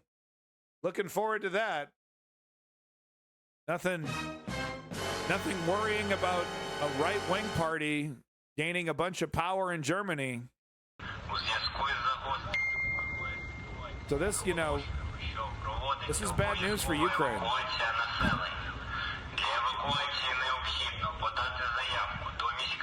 It almost sounds like Zelensky's voice. It never led to bad things. Yeah, you're right. It's the worst that could happen. Come on. No one's worried? Yeah, you're right. I'm overreacting. It was a long time ago. It's World War II was World War II even 100 years ago? I'm gonna keep my eye on thoughts projected from liberal arts universities. I mean, it doesn't sound like Zelensky to me. Maybe I'm just racist. That's why. But anyway, it's not, it's like as much as the Kursk offensive is good for morale, this is not good for morale. And it's, I don't know why this is, but when Ukraine loses 1 kilometer of territory, the media treats it like it's the apocalypse. When they gain 10 kilometers, the media completely sleeps. So I don't know why that is. I don't know what the, bad news is, goes farther, it gets more clicks. Maybe that's why. But Ukraine can't catch a break in the media. They're like, they love to report bad news. And they will actively ignore really good news unless it's spectacular like Kursk. But even in Kursk, 2 days after talking about, wow, this is crazy, this is spectacular, they're like, oh, this is not going to work, this is really bad news. And I'm generalizing. Kursk offensive proves that even literally occupying Russian territory doesn't lead to a nuclear response. That's such a great point. That would be really ironic if the nuke that Russia finally drops is on their own territory. That would really be something.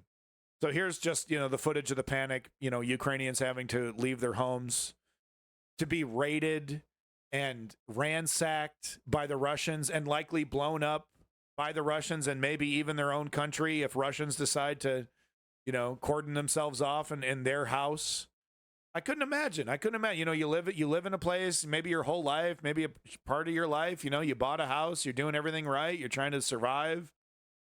And then you got to leave, and then you come back to a rubble pile, a bunch of bullshit that, it seems like, a million miles away from you, these guys fighting over this stuff.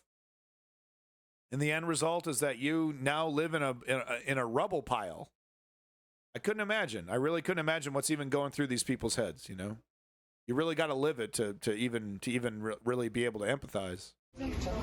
I'm in the city of Pokrovsk, really in eastern Ukraine. It's a place that is currently under siege by Russian forces. Simply, Steve, Ukraine is, of course, trying to hold them off, but this advance by the Russians has really spurred a huge evacuation in the city. The Russian forces, they're only 9 kilometers away, and they've been advancing very steadily towards this key logistical hub for the Ukrainian forces over the past few months, ever since they seized Avdiivka in the east. The situation in Pokrovsk is quite dire. It's really emptying out. The streets are quiet. There used to be 80,000 people in this Ukrainian city. Now there are around 35,000 left, according to authorities. And as you can see, people are leaving this city every single day. This is a train that takes people to Dnipro in the east of the country, a big city that is a real refugee hub. Все уезжают, все бросают все. Даже наши соседи все бросили в спешке, в панике, все побросали и поехали. Взяли 2 чемодана и уехали. Потому что после выбуха у нас был прилет 29 числа. У нас полностью заруйнован дом. Нам негде жить у нас. Осталось 3 стены и все. The schools are being emptying out. They're taking desks out of the schools and equipment. They're taking equipment out of hospitals. Wow. That's I mean, that's really smart. You know, that's really smart. They're not leaving in a total panic. But yeah, that, you know, they're trying to save as much of this equipment, this essential stuff as possible, because they know it's going to get burnt up when the Russians get there. It's depressing, but it's smart. Another thing in nuclear responsive video. I don't want to even talk about nukes today. I made my point on nukes. I'm utterly convinced that even if Putin was a madman and was demanding the nuclear button to be pushed, that his military would say, nah, that's too fucking far, dude. You know, you lost your fucking mind. Every action so far by the Russian government tells me that they don't have the fucking balls, that they know exactly what will happen if they bust out a nuclear weapon, how that would negatively affect their economy, their politics, their future as a country, depending on how many nukes and what they fire. So I don't even want to motherfucking talk about it. It's so ridiculous. It's so off the table. Oh, the threats. Be so worried. I'm not scared. And if you are, you're kind of a sucker. I don't know what to say. Like, obviously, it's a serious thing. Mutually assured destruction. But what are we talking about here? They're not gonna fire off a nuke for Crimea. And they're moving all of these things, including from cultural centers into the city into warehouses further west in the country to prevent the Russian forces from getting their hands on them. The real fear here is that Pokrovsk, this big logistical hub that is kind of at a crossroads for Ukraine that supplies forces further to the north of the country, that Pokrovsk is going to become the next Bakhmut or Avdiivka, another city. If they're already preemptively emptying out hospitals and schools of equipment, that they have to be building massive trenches. They have to be ready. No, the entire city is going to be leveled, but if it's this important. Avdiivka wasn't that important. Not like Pokrovsk. Perovsk.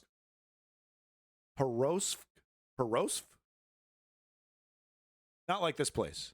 It's not nearly as important. So they're not going to give it up easy. The Russian forces are just going to pummel to the ground and raise in a tactic that we've seen them apply to lots of different cities in Ukraine's east. Israel. Евакуюємося, як усі. Боїмося. Okay, hold on. One more time. Hold on. God damn it. She rolled her tongue. How do you do that? Евакуюємося, як усі. Боїмося. Страшно. Що буде далі, ніхто не знає.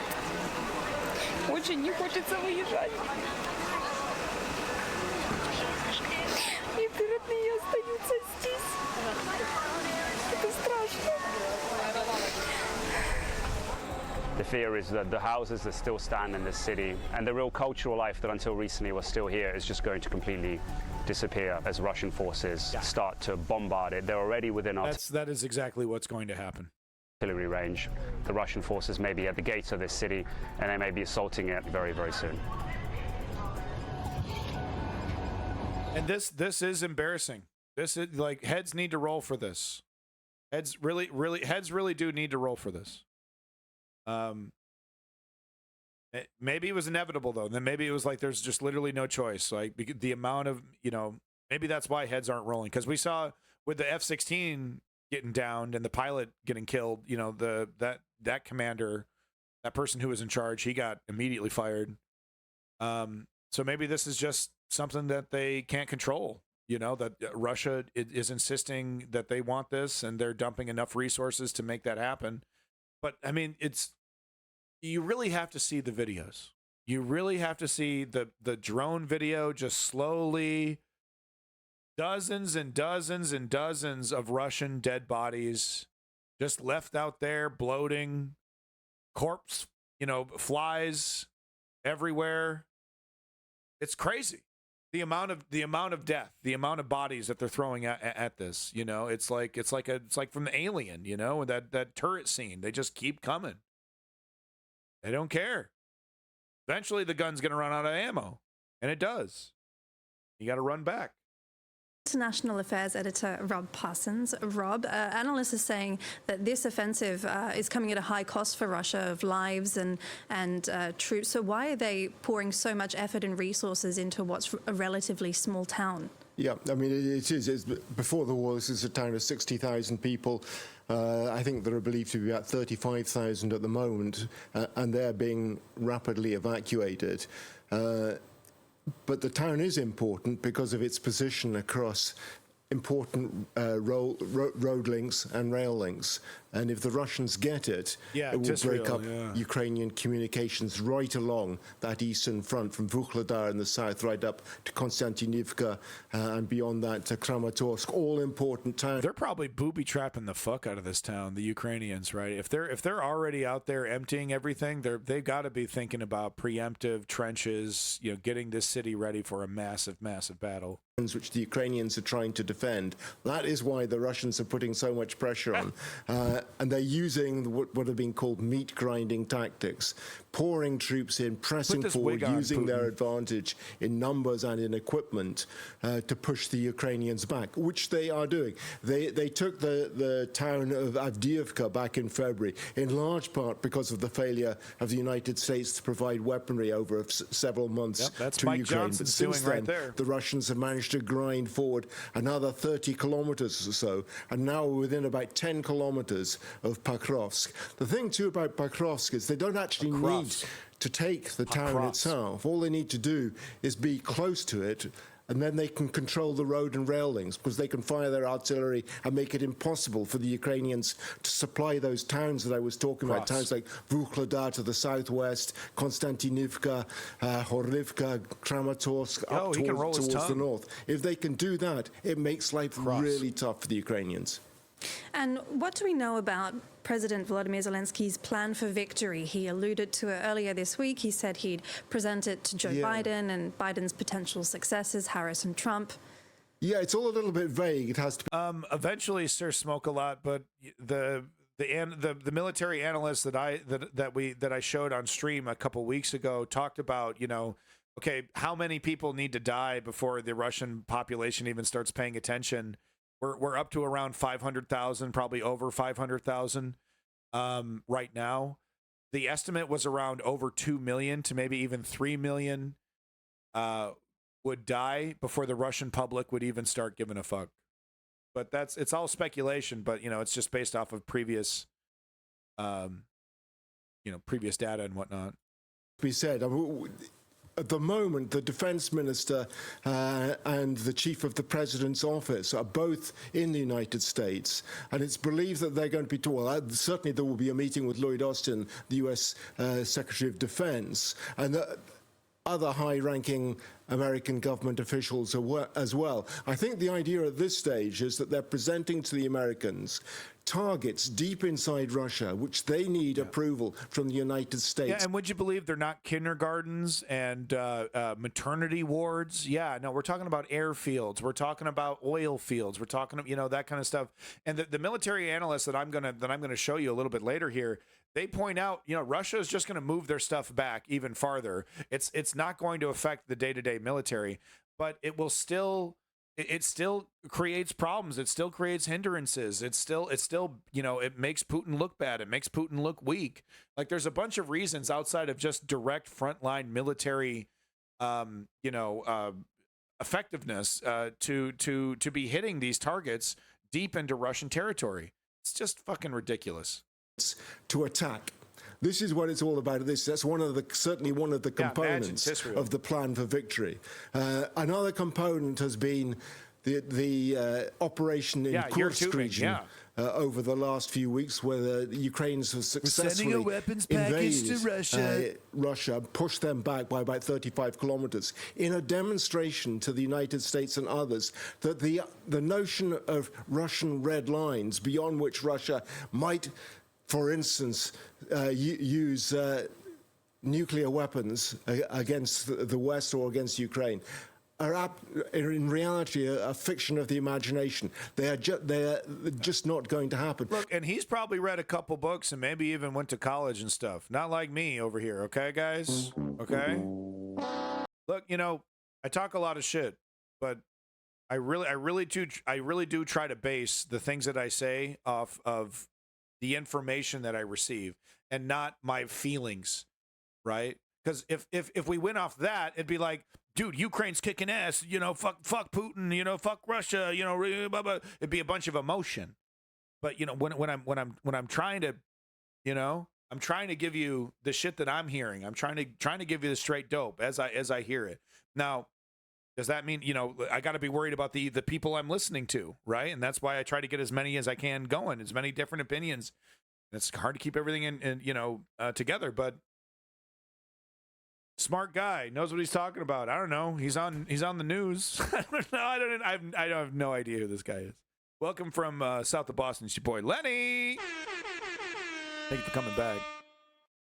So I think on the one hand, Ukraine's trying to do that. On the other, it's trying to make sure that the United States and its Western backers stick together on the diplomatic and economic fronts as well. Zelensky is going to the United States, to New York, in September for the UN General Assembly, and it's thought that he will put together his plan, his victory plan, the details of which we don't know yet, comprising 4 elements of the ones I've just been talking about. All right, Rob, thank you very much for keeping an eye. His name's Rob. Hey, it's Rob. Right, don't play fair. Yeah, that's for sure. The neoliberals certainly don't play fair when it comes to progressives. Let's not forget what they did to Bernie. But yeah, no, the right, they're throwing the rule book away. The right are interested in authoritarianism. The right wants to tell you what to do and then tell a cop to tell you to shut the fuck up when you say no. That's what the right is up to. So this is a pretty epic 30-minute video. I was planning on playing the whole thing because I wanted to torture everybody. But no, Dennis is great. We're not going to watch the whole 30 minutes, but we are going to watch 10 minutes, maybe 15 minutes or so. But Dennis really gets into the details here, talking about the specifics, you know, what he's hearing from people on the ground. He's got sources, tell you what to do, who to fuck, when to have. Exactly, Tisrael. So this is all about, you know, from a Ukrainian's perspective, a very pro-Ukrainian, very patriotic guy. He's been doing this show since the very beginning, does his homework. He has connections with the Ukrainian Air Force and other soldiers. He talks to, you know, he's got his own bias. He's a citizen journalist. He's not perfect. He's another source. So grain of salt, as always, right? He's not Ukrainian Jesus or anything, even though he's very handsome. But he's not afraid to be critical. Whereas reporting from Ukraine, I watch every video from reporting from Ukraine every single day, and quite honestly, he's avoided these topics, and it's obviously intentional. Maybe there's other places where he does talk about it, but he really doesn't give you the map analysis of Ukrainian failures very often. Whereas Dennis is not afraid to give us some straight dope. So let's hear what his opinion is. Like I said, we're not going to do the whole 30-minute video. But let's hear what his opinion is on the current situation, and why this is happening. And, you know, is this intentional? Is this a failure? You know, what is this incompetence? What's happening here? Everyone assumes my name is about politics, but I'm talking about my right and left hand during self-pleasure. Lame. Pretty lame. Pretty lame. Oh, no, I mean, oh, he masturbates. Oh,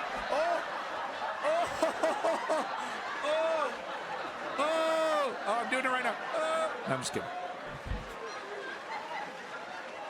Hilarious. That's really funny. Wow. Men do be masturbating. All right. Let's watch this. Hello my friends and welcome, my name is Dennis and this is the latest update from Ukraine. Today I'm gonna speak about Ukrainian front lines and about the very difficult situation, almost disaster situation in Pokrovsk direction. And Guys, just so you know, this video is a couple days old, 2 days old, okay? Not too much has changed, but I did try to find, you know, as much up-to-date information on Pokrovsk. I know I fucked it up again, didn't I? I did try to find as much up-to-date information as I could on the situation. So if you have anything that contradicts what he's saying, you know, if any of his predictions are wrong and you have some information to the contrary, please don't be shy to put that in the chat.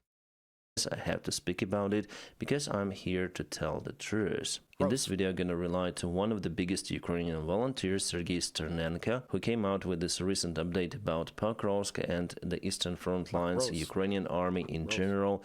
He described the situation from the point of view of the Ukrainian armed soldiers who obviously in contact with Sternenko. As far as I remember, according to statistics, every fourth drone in Ukrainian army was collected by this volunteer. If we speak about FPV drones especially, so this guy is hard to be accused of working in Russia, right? He has the YouTube channel and yesterday he came out with a video which is called Catastrophic Situation in Pokrovsk, just one step away from the frontline collapse. He said that the Ukrainian soldiers asked him to record this video to raise the awareness of what is really happening. By the way, I'll put his channel and this particular video in the video description just below. It is in Ukrainian, but you may switch on the subtitles in English. Auto-translate, and here you select your particular language, for example English.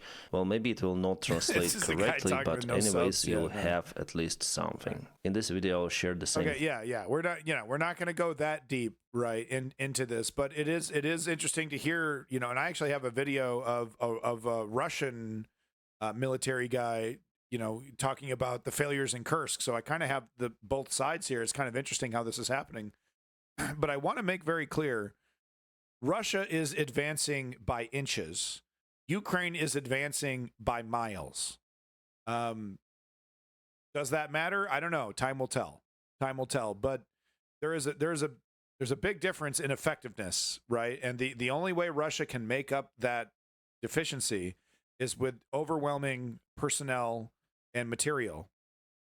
The moment either one of those dries up for whatever reason, that's it. That the whole strategy falls apart. If Russia can't send another wave, if there isn't another wave to send, I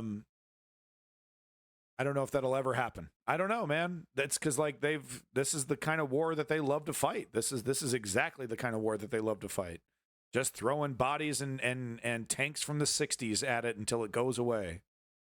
Thoughts, but in my own way. So let's start about the reviewing picture in general, why Pokrovsk is so important and where Russia attacks. As you see, by the way, judging on the Institute for the Study of War map, Russia moves closer and closer to Pokrovsk. Also they expand sideways daily. Every day they take from 300 meters up to 1 kilometer of the Ukrainian land. I mean, they go forward by that distance. And definitely there is not much... how come trenches and things weren't built after Avdiivka?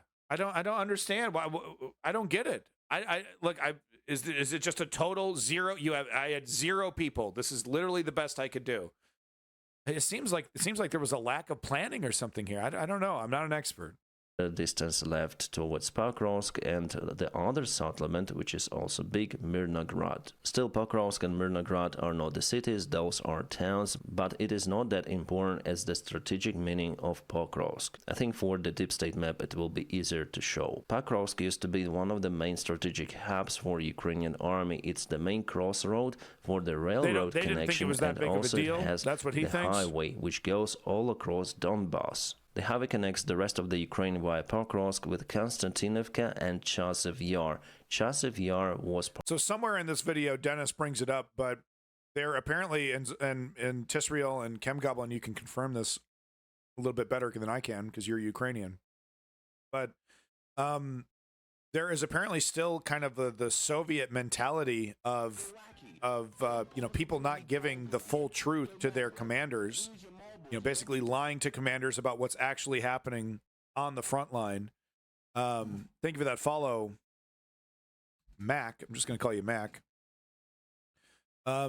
So apparently that continues to be a problem in the Ukrainian military, where Zelensky and Syrskyi are not receiving accurate information because the people below them don't want to tell them the truth. Partially occupied, by the way, by the Russian armed forces. So people get penalized for is lying, not that though. far away. Okay. That's the city. And Konstantinivka is the part of this agglomeration of the cities. Slavyansk, Kramatorsk, Drushkivka. Basically, one settlement goes to the other with almost no break. And if you check out the highways, there is only one highway left, I mean the big one, just from the northern part towards Slavyansk. And let's not forget, logistics wins wars. No matter how good Ukrainian frontline soldiers are, they need food, they need water, they need ammo. And they're not going to be able to fight without it. So by advancing to Pokrovsk, Russia cuts this large part of the logistics. And for Ukraine, it will be really hard to maintain those two areas under control in this case. Logistics is like blood for the military. Without it, the military will not survive. And guys, judging on the advancement of the Russian army, I almost have no doubts that they will go and take Pokrovsk. From that place, they have two of the variants. Yes, you may say that Pavlograd is really far away, and let me show you it. So here is Pavlograd, and this is Pokrovsk. Really far away, but the problem is that between Pavlograd and Pokrovsk there are just a few of the settlements. Mostly those are just the fields, but mainly there is the free way to go, almost no water obstacles, nothing. It might give the Russian army operational freedom to act in this place. And Pavlograd itself is not far away from the Dnipro city. But my opinion that Russia will concentrate for now in Donetsk Oblast because it's their political goal to take it under control. Even with the Kursk operation, which is quite successful for the Ukrainian armed forces, Russia hesitates to move their forces out from the Pokrovsk direction from eastern front lines. No, they send more reinforcements. Yeah, because of the Kursk operation, I was blinded a little about the situation on the Ukrainian front lines. I thought that Russia definitely might use their forces now in Kursk, but Putin has different goals. He's ready to struggle on the Russian territory for an unknown period of time, but commit his goals in Ukraine. If Ukrainian political and army command thought that Russia would withdraw their forces from the east, it was the goal of the Kursk operation, well, that goal hasn't been reached so far, and probably... Because if what Ukraine is doing in Kursk doesn't affect the reality of the rest of the front line, and then Putin keeps pushing, forcing Ukraine to pull out of Kursk, the whole thing was a waste of time. And quite frankly, an embarrassing failure. Even if, so why hold that when you're losing critical Ukrainian territory, right? It's a total gamble. Right now, it still seems pretty brilliant. We do have some evidence of some resources being moved away from frontline positions into Kursk.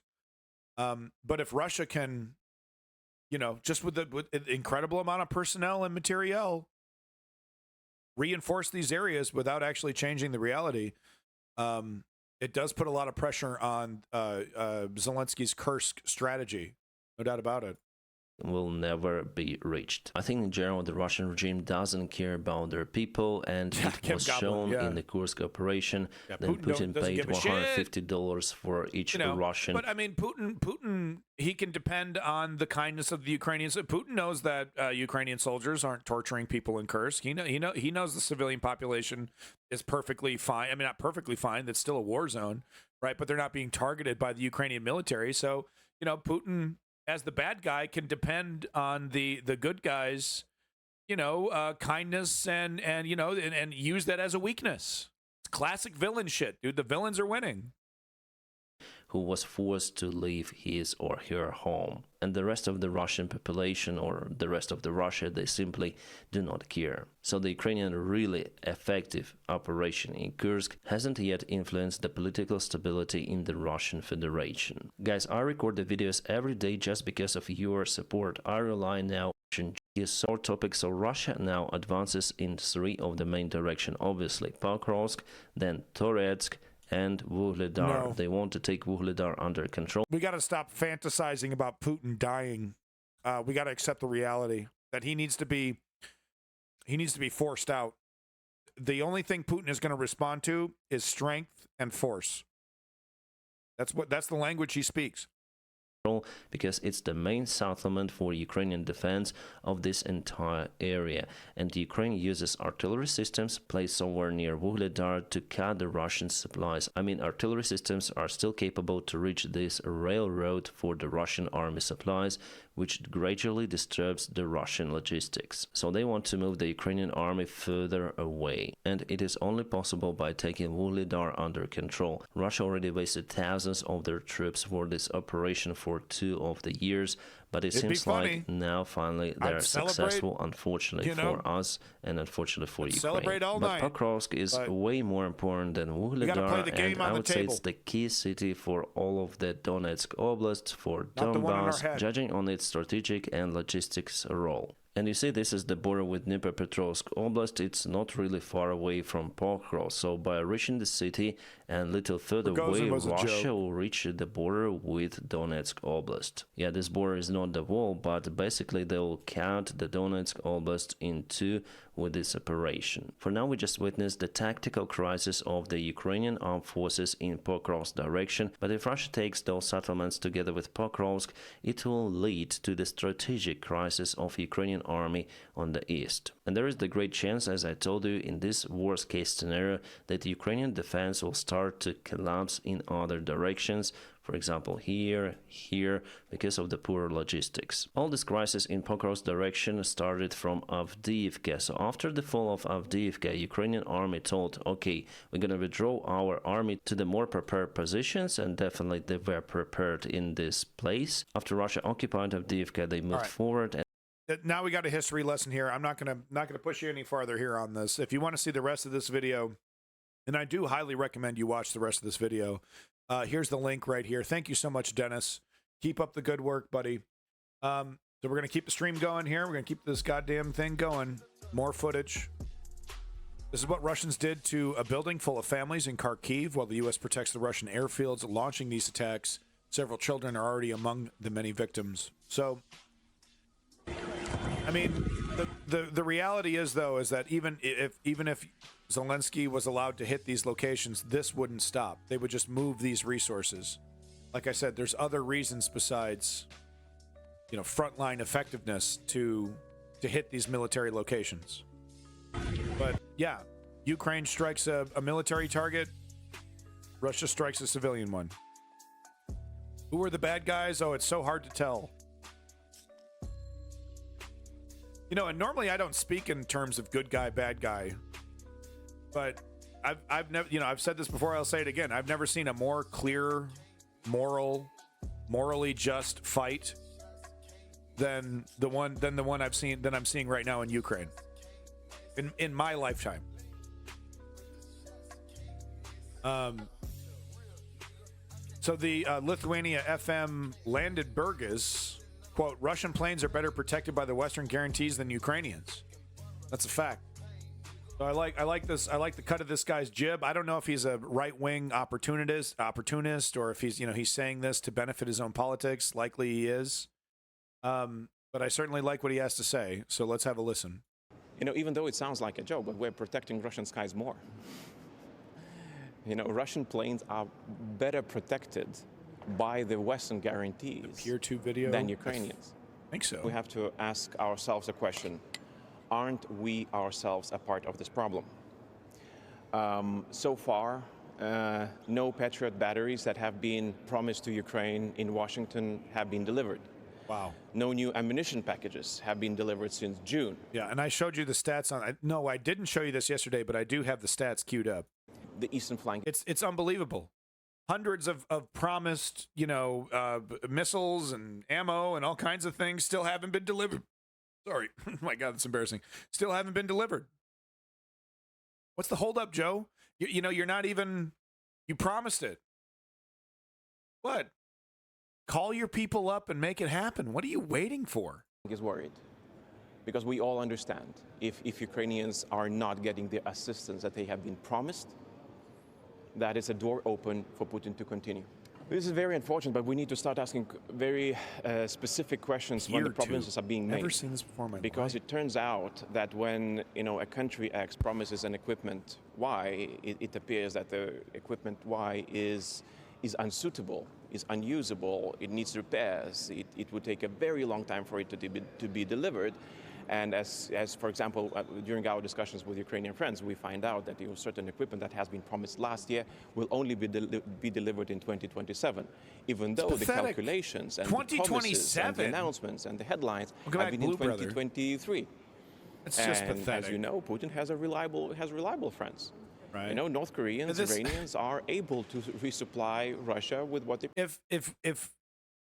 If we could sit down and have a conversation with Joe Biden about this stuff, we would probably be disgusted, because we would probably see that his concerns are not with the Ukrainian people. It's about his politics. It's about oil. It's about economics. We can't. It's an election season. We can't afford to take a hit on oil right now. Pretty clear to me that it's selfishness. It has nothing to do with the Ukrainian people. Promised. So there's this difference. We, in some cases, we are creating a narrative, a good story to tell our citizens.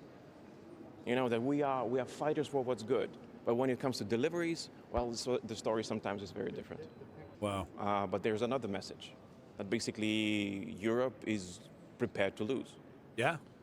And I really hope that those people who make decisions not to provide Ukraine what is promised, they are preparing for the next stage of war. Yeah, platinum. That's what Biden wants. Because this is exactly what he's talking about right now. Will come. Exactly what Putin wants. I mean, there's no way around this. Yeah. No, that's the real politic right there, man. That's real politic right there. And it's I had this queued up for the end of the stream, but it's too relevant. I have to show it. Here's John McCain telling us exactly who Putin is. He knew from day one, man. Vladimir Putin. He sure as hell was wrong on a whole lot of things, though, Senator McCain. But he wasn't wrong about this one. Putin's ambitions were very well known to me and to others. He knew that once Yanukovych left, he had to take Crimea because of Sevastopol. Was he wrong on? Oh, my God. He tried the separatists. Iran. That didn't work. He armed the separatists. Things. That didn't work. So then he sent in thousands of Russian troops. The fact is that they were slaughtering Ukrainians. There were hundreds killed, thousands in the hospitals. It's terrible. Poroshenko had no choice but to agree to a ceasefire. What is going to happen? I predict to you that it will be another step in Vladimir Putin's strategy. No, I think any failure on Biden's part is his own doing, because he's so checked out, and he's so selfish, and I think daily the only concern that's really going through the main primary concern going through his mind is how he's going to be perceived in the next couple of years. I think that's the main thing that he's worrying about right now. To separate eastern Ukraine from Ukraine, and perhaps a land bridge to Crimea. No, it's a very bad result. And I again, technically like we Kamala would not better than send Biden, weapons to the Ukrainians when they were begging for them. We wouldn't even give them intelligence, because we didn't want to, quote, provoke Vladimir Putin. By showing weakness, we provoked Vladimir Putin. And that really is one of the wisest things I think he's ever said. Vladimir Putin by showing weakness, we provoke Vladimir Putin, and that is his mindset.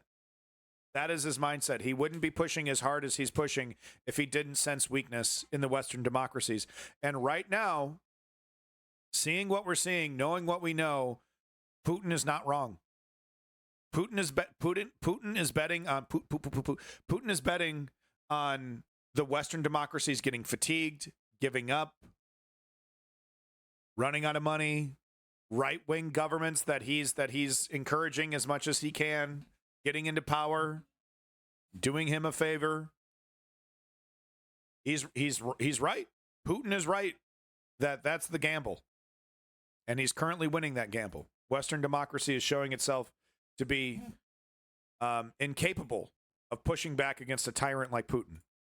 So here's Kem Goblin's link. This is fascinating. I've never seen this before. I'm going to have to check this website out. I've literally never been here before in my life. Called PeerTube. The sharing system used for this video implies that some technical information about your system, such as public IP address, can be sent to others. So this is like a BitTorrent peer-to-peer, not BitTorrent, no, it's peer-to-peer video sharing. So the reason why this is interesting is that you don't need a central server to do peer-to-peer. The video has to be saved somewhere on someone's computer, though. So it's not perfect. It's not a perfect system, peer-to-peer, but it's more decentralized. It is BitTorrent technology. Okay. So here's a compilation of Russians striking civilians. The terror campaign continues. I did a quick scrub through the video earlier. I didn't see any dead bodies.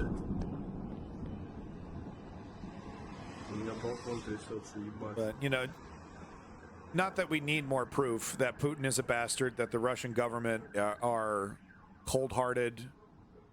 You know, that this is about revenge. But it helps to see it. Helps to see it. Jesus.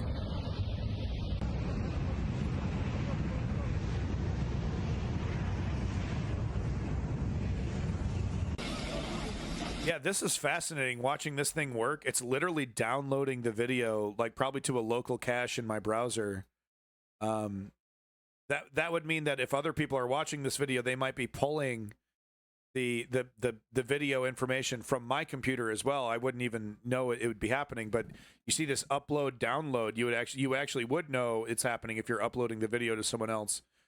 Yeah, that is really something. This is really cool. This is really fucking cool. I'm gonna check this website out.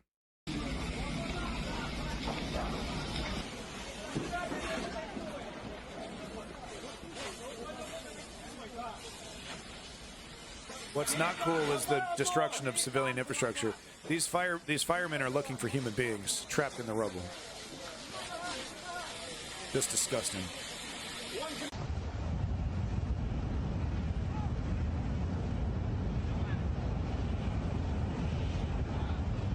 Some store,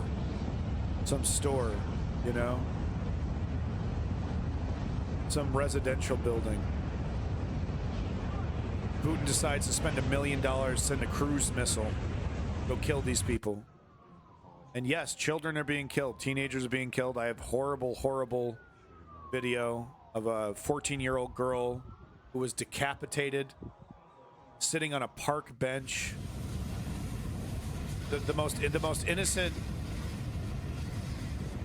you know, girl on planet Earth, man. And Putin wiped her out because he's a petulant little bitch.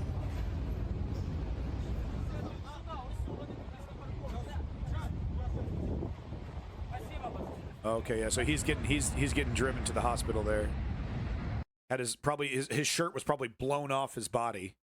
He probably woke up, you know, covered in dust, shirtless. You know, lucky to be alive. Fascinating website. I need to check this out. We got to support stuff like this. We got to decentralize. We got to get away from YouTube. We need YouTube alternatives. Maybe I can stream to this website too. I'll take a look. This is very interesting. Thank you so much for this link, ChemGoblin. Moving on to our next video. Maybe even burnt. He could have ditched it. True. Yeah, true. You know, might have been like, you know.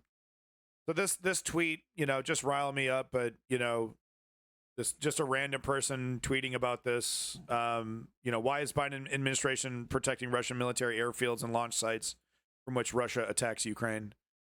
Showing, was this Andrew Sullivan? What's his fucking name? Whatever. Excuse makers. Oh, I gotta make sure I wear my aviators so I look cool. Oh, do they think I look cool? Do they think I look cool? Oh, yeah, sir. They think you look so cool. Yeah, Jake Sullivan. Thank you. Yeah. Yeah, sir. They think you look so fucking cool. Wow. You're such a strong leader because you put on those sunglasses. Good. Yeah. I want people to think I'm strong and tough, and I'm a tough, strong leader. He's disgustingly weak. He's disgustingly weak and cowardly, right? Because it's all about Joe. It's all about what people will think of me. And what's ironic is that he's so obsessed with what people will think of him. He's so scared to stick his neck out that people are going to consider him to be a weak coward. You know, people are going to shit on Trump's 4 years for obvious reasons, but historians are going to look at Biden's 4 years as a mixed bag at best, a corporatist mixed bag at best. Russia is showing more and more economic vulnerability. Some of the large store chains are closing and being bought out by bigger ones and for pennies on the dollar. Yeah, so I've reported on that. I think last weekend we talked about it. The Russian economy looking weak. No, it's like 2 weekends ago. I reported on Russia slipping down to the 11th largest economy. They were 8. They went to 11, I believe. President has made Bush Jr. look capable. It's going to be the title of that chapter. I mean, I don't know, man. Because, as bad as Biden is, he got us out of one war. And he did stand his ground, technically, with Putin while allowing Israel to escalate its war. He didn't start 2 unnecessary wars. Boy, it's hard to tell who's shittier. I'm going to have to give it to Bush. But we can do better. The left can do better. Their biggest export is oil. They can only sell cheap on the sly right now rather than to Europe directly. Yeah, Zeoduke. But yeah, and we won't know the results of that until like next year, right? Because the last oil data that we have, Russia was gangbusters, doing better sales than they've ever done historically ever. And the reason why it seems is that India and all the other places were trying to buy as much oil as humanly possible before the sanctions actually kicked in, and the sanctions have kicked in. So anyway, cowardice. I hate this guy. I'm sick of him. I just want him off the fucking stage, right? Get the hook. Get the hook and the clown, and get this fucking guy off here. Where's Homie the clown when you need him? And yet Gazprom, the large gas company, has been working in the red for a couple months now. Yeah, that's true. Yeah. Yeah, we won't know until something collapses that that it was bad enough. You know what I mean? We will never know the truth about Gazprom or any of these situations unless it totally goes belly up, and then we'll know. Okay, yeah, it was as bad as what we were seeing. I'm not going to show all 15 minutes of this, but this gets into the Western justification for not lifting those restrictions. There's no justification for the lack of deliveries, for the whole, for failing to deliver the promised, paid for. This shit has been paid for. The budget has been set aside. The money has been set aside for this stuff. There's no excuse for that. That's incompetence, failure, cowardice. Joe Biden. Put that shit on Joe. The restrictions to attack certain targets in Russia is intentional, and this is the speculation as to why. Ukraine, where the Air Force commander Mykola Oleshchuk has been dismissed. Exactly, Tisrael. Yeah, exactly. Yeah, they're tipping points happen. Things will break. You can't lie. You can't lie until the very end, right? Eventually, reality does hit. But you gotta give credit to Russia that they have been able. Whatever skeletons, whatever would affect it, whatever would actually make things, actually legitimately collapse, they've been able to keep the plates spinning. And there's really no indication that, until something happens, there's really no indication that any of that's going to change. Firing comes days after a Ukrainian F-16 was downed, killing its pilot during an attempt to ward off a Russian missile and drone attack. Oleshchuk's dismissal came after he openly criticised a member of parliament who claimed the plane was shot down by Ukrainian anti-air systems. Now, Ukraine's F-16s were provided by the country's Western partners and are seen as a critical challenge to Russia's air superiority. President Zelensky gave no reason for the dismissal, but said he hoped... I'm not worried about this. We were always going to lose planes. I find it ridiculous that they only have less than 20. Like, yeah, they're going to be losing these. Can we... Let's get them going. We got to hold. What's the 10-year plan? There should be like, okay, we're going to start with 100 this year, and then 200 next year, and 300 next year. But it's like, no, we'll give you one shipment of half a dozen. Good luck. Fuck off. To bolster Air Force leadership. Well, officials from Ukraine have been holding talks in the US where they've repeated their request for stronger air defenses to combat Russia's aerial bombardments. Kyiv wants permission to strike targets inside Russia using long-range weapons supplied by their Western allies. Following a deadly strike on Friday in the city of Kharkiv, President Zelensky said Ukraine needed strong decisions from its partners. Shit, dude, I thought the guy on the left was like Dave Patel, the comedian. I thought that was Dave Patel for a second. What the fuck? Ukraine needed strong decisions from its partners. All right, let's get the details. Another day in the war, another Russian attack on Ukrainian territory. Disgusting. This time, shells hit an apartment block and children's playground in Kharkiv. Granddaughter was killed. So that image right there that's the bench that the girl was sitting on. That blood that you saw was the blood from her decapitation. It's just unbelievable. Well, you don't want to be Dave Patel right now. Dave Patel is having some pretty bad health issues. You know, funny guy, interesting guy, but I hope he gets his health back together. I think that was the last time I heard from Dave Patel. He wasn't doing too well. In the attack. I don't understand what kind of people can attack a playground when children are playing in the middle of the day. I just don't know. It's impossible to survive. I don't know how we'll get through it. Her name was Sophia. She was so smart, so beautiful. But restrictions on long-range weapons supplied to Ukraine by its allies mean Kyiv cannot easily strike back on Russian territory. President Zelensky has been lobbying Western allies to lift those restrictions. We continue to insist that their determination, lifting the restrictions on long-range strikes for Ukraine now, will help us end the war as soon as possible in a fair way for Ukraine and the world as a whole. US-supplied HIMARS missiles can hit targets 77 kilometers away. But as this map shows, there aren't any major Russian military assets in that range. If Washington allowed Ukraine to shoot ATACMS with their 300-kilometer range from its territory, it could strike up to 225 military assets, ranging from air defense... We're not even anywhere fucking close to Moscow. I didn't know it was this bad. I thought the range that they were begging for was like, you know, could technically reach Moscow. This is what they're begging for. This is what Joe is sitting on his hands about. This.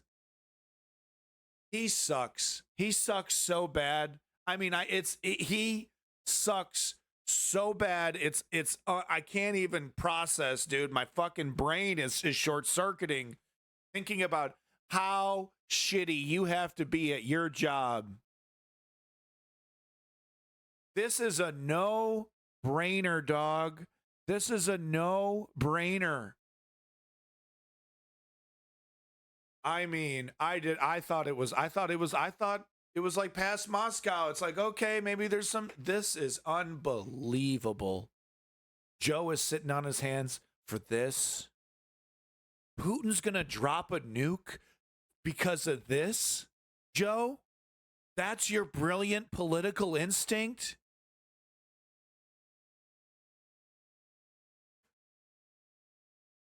I mean, is it any wonder that the DNC and the entire Democratic establishment is working overtime to resurrect this fucking zombie's reputation, Joe Biden?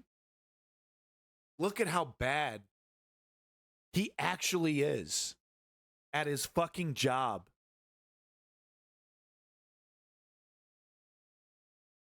Yeah, Tisrael, yeah. I'm speechless. Defense batteries, fuel and ammunition depots to high-value targets. As part of Ukraine's efforts to loosen the restrictions, Kiev's defense minister met with the US Defense Secretary at the Pentagon.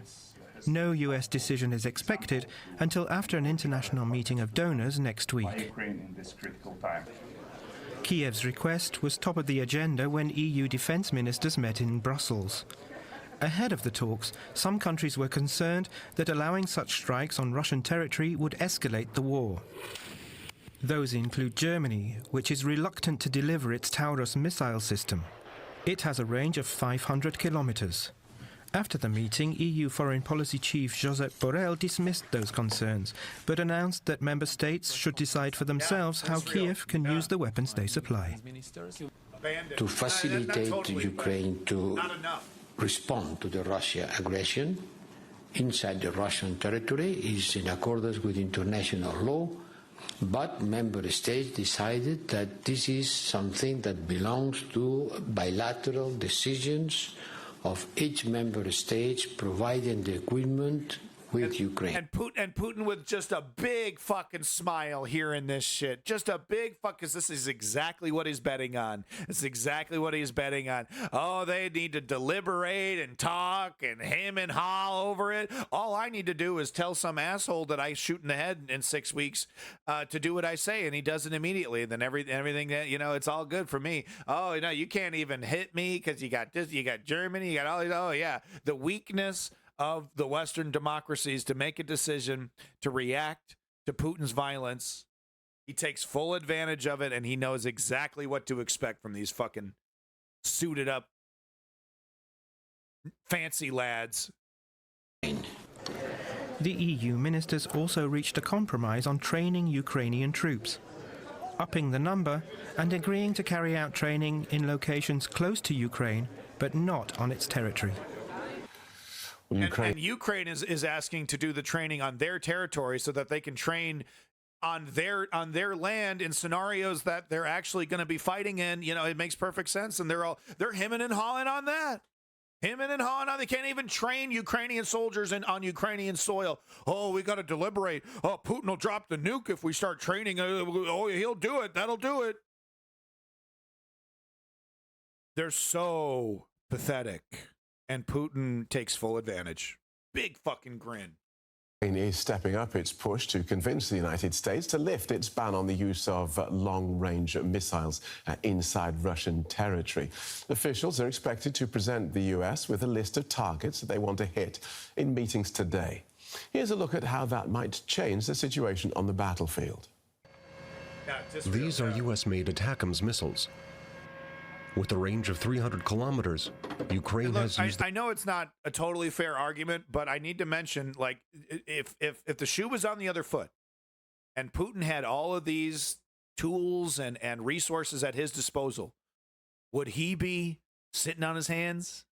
Would he be waiting, I don't want to escalate? I'm the more powerful entity right here, and I'm more powerful than the United States in this hypothetical situation. I don't want to escalate with a less powerful country by dominating them and pushing them back and from their unnecessary aggression. I wouldn't want to piss them off, even though I'm technically more powerful in any fucking conceivable way. I'm going to hold back. I'm worried about my legacy. People might think I'm weak if I were to push back against this entity that's trying to invade another country. They might think I'm weak if I were to show leadership. Right? Does anyone think that would happen in a million fucking years in any goddamn dimension? But no, only the magic of the neoliberal establishment can create this kind of fuck up. Joe Biden wringing his hands, dude. A slam dunk. He's got a slam dunk. And he's like, I don't know what to do with this ball. I don't know what to do. What do I do? Is there a basket? I don't know. Huh? People might think I'm a loser if I slam dunk this ball in the basket. Do you ever think about that? Them to deadly effect on its own territory, destroying Russian military assets in Crimea and elsewhere. Yeah, we covered the UK yesterday. It has long wanted to use them on Russian territory as well. Ukraine has received multiple rounds of upgraded weapons, multiple rocket launchers like HIMARS and tanks, guided long-range missiles, and eventually F-16 jets. Ukraine also used HIMARS, tanks, and jets in its incursion into the Kursk region of Russia, in parallel with massive drone attacks, but it hasn't been enough to hit vital Russian military assets. Якби партнери If our partners lifted all the current restrictions on the use of weapons on Russian territory, we would not need to physically enter particularly the Kursk region to protect our Ukrainian citizens in the border communities and eliminate Russia's potential for aggression. Meanwhile, Russia has... Oh, I don't know if I can show this. Hold on. might show you something that you're not like. Look, I can't show people blowing up. Sorry, guys. I know everyone. Oh, come on. Don't be a pussy. I literally can't show people blowing up. Sorry, folks. Slowly advanced, despite all the deliveries, and is making gains now in the Donbass region. Right, so what they're showing is Russians carrying a Russian flag. I think they're on motorcycles or that bicycles. may make it easier to attack the rest they're walking. The footage is sped up. Of Ukraine. Okay, so I can show that. I just wasn't sure if there's... I'm never certain if these guys are going to blow up or not when they show footage like this. Slowly advanced, despite all the deliveries, and is making gains now in the Donbass region. Yeah, DW is usually pretty good about making sure that they're not showing dead bodies. That may make it easier to attack the rest of Ukraine. I think we should show dead bodies, by the way. Striking deep into Jeff Russian Bezos territory is a gamble to change the terms of the war. But even if the U.S. allowed it and its allies follow, it's not clear whether it will pay off. I'm not sure. Get more now from. I think NATO is kind of maybe waiting for Kamala Harris. Yeah, I mean, it's just that and Putin knows the weakness. Putin knows all these people are weak. All right, so this is the final segment for the day. Unfortunately, I don't have any more time. I'll see if I can squeeze in a stream tomorrow. It is a holiday tomorrow. I'll see if I can find some time. I got to do some family stuff. So this interview here with Marina, who we've featured on the stream many times before, will be the last segment of the day. But she gives us the straight dope on what the Western justification for these limitations are. Military analyst Marina Miron. She joins me from Munich. Marina, it's good to see you again. There are more than 200 military targets Ukraine could strike if the U.S. allowed Ukraine to attack within their 300-kilometer range. What effect would that have? Good evening, Brent. Well, the first question is, what does Ukraine want to achieve? And essentially, we heard President Zelensky saying that they want to end the war. So they want to get the Russians out. Now, the question is, if Ukraine is able to strike these targets, are these the correct so-called centers of gravity, which will force Putin to withdraw his forces from Ukraine? Cut his fucking mic. I hear him typing on the computer, and now he's chatting with his fucking producer. Cut this guy's mic. Jesus. Centers of gravity, which will force Putin to withdraw his forces from Ukraine. And I doubt it is, because Ukraine will certainly complicate Russian logistics and increase the some video that's playing. He's not even talking. It's some goddamn video. Costs of war for the Russians. However, will these strikes have a game-changing effect, or the desired effect on the battlefield? And I doubt so, because for that Ukraine needs deep strike capability combined with ground maneuver, which Ukraine doesn't have. Yeah, so she's just talking about battlefield reality. The missiles are still going to be flying. You know, the rockets are still going to be in the air. The drones are still going to be in the air. But you know, let's not forget about how difficult that is going to make things for the Russian military, who is, you know, the Russian military is a hulking, creaky, lumbering monster, and it starts getting momentum in one direction, but if it can't react very quickly to that kind of stuff. So It's not a waste of time. It's not a waste of time to be striking these targets, even though it's not going to prevent Russia from, like I said, firing the rockets, firing the missiles, and all those things. So militarily, then, is it worth it to give Ukraine a free hand with these weapons? Well, in military terms, as I said, it would complicate Russian logistics. However, it wouldn't impair Russian capabilities enough as to continue their war in Ukraine. Therefore, it might boost the Ukrainian morale. However, in military terms, in terms of significant changes on the battlefield, it's very unlikely that these deep strikes will produce them. Additionally, we have to understand how how will they be conducted? How many ATACMS missiles does Ukraine have? Will it be simultaneous or will it be one by one? And if we look at the Russian bombing campaign of Ukraine, it's been going on since 22, and has it achieved the desired effect? Has it forced Ukraine to surrender? And Russia has greater capabilities in terms of its air power and its missile arsenal. So remind us, Marina, again, why is Washington then so reluctant to change the rules? Well, perhaps there is a fear of a potential escalation, because allowing Ukraine to strike deep into Russian territory is not going to produce the desired military effect. However, it will have a political fallout for Washington. This is probably why Washington is very reluctant to go ahead and give the green light to President Zelensky to use ATACMS. Marina Miron with the latest. Marina, we appreciate your time. We need more, Marina. We need more. I need more. How? How is there political fallout from being a badass? I'm just so confused. I'm so fucking confused over here. If this was Trump pulling up his pants, rolling up his sleeves, and kicking Putin's butt, it'd be a big political dub. What the fuck are we even talking about? I'm so confused. Political fallout? Oh, no, it's definitely much safer to say nothing and look weak to avoid political fallout. I mean, you know, I don't get it. I don't get it.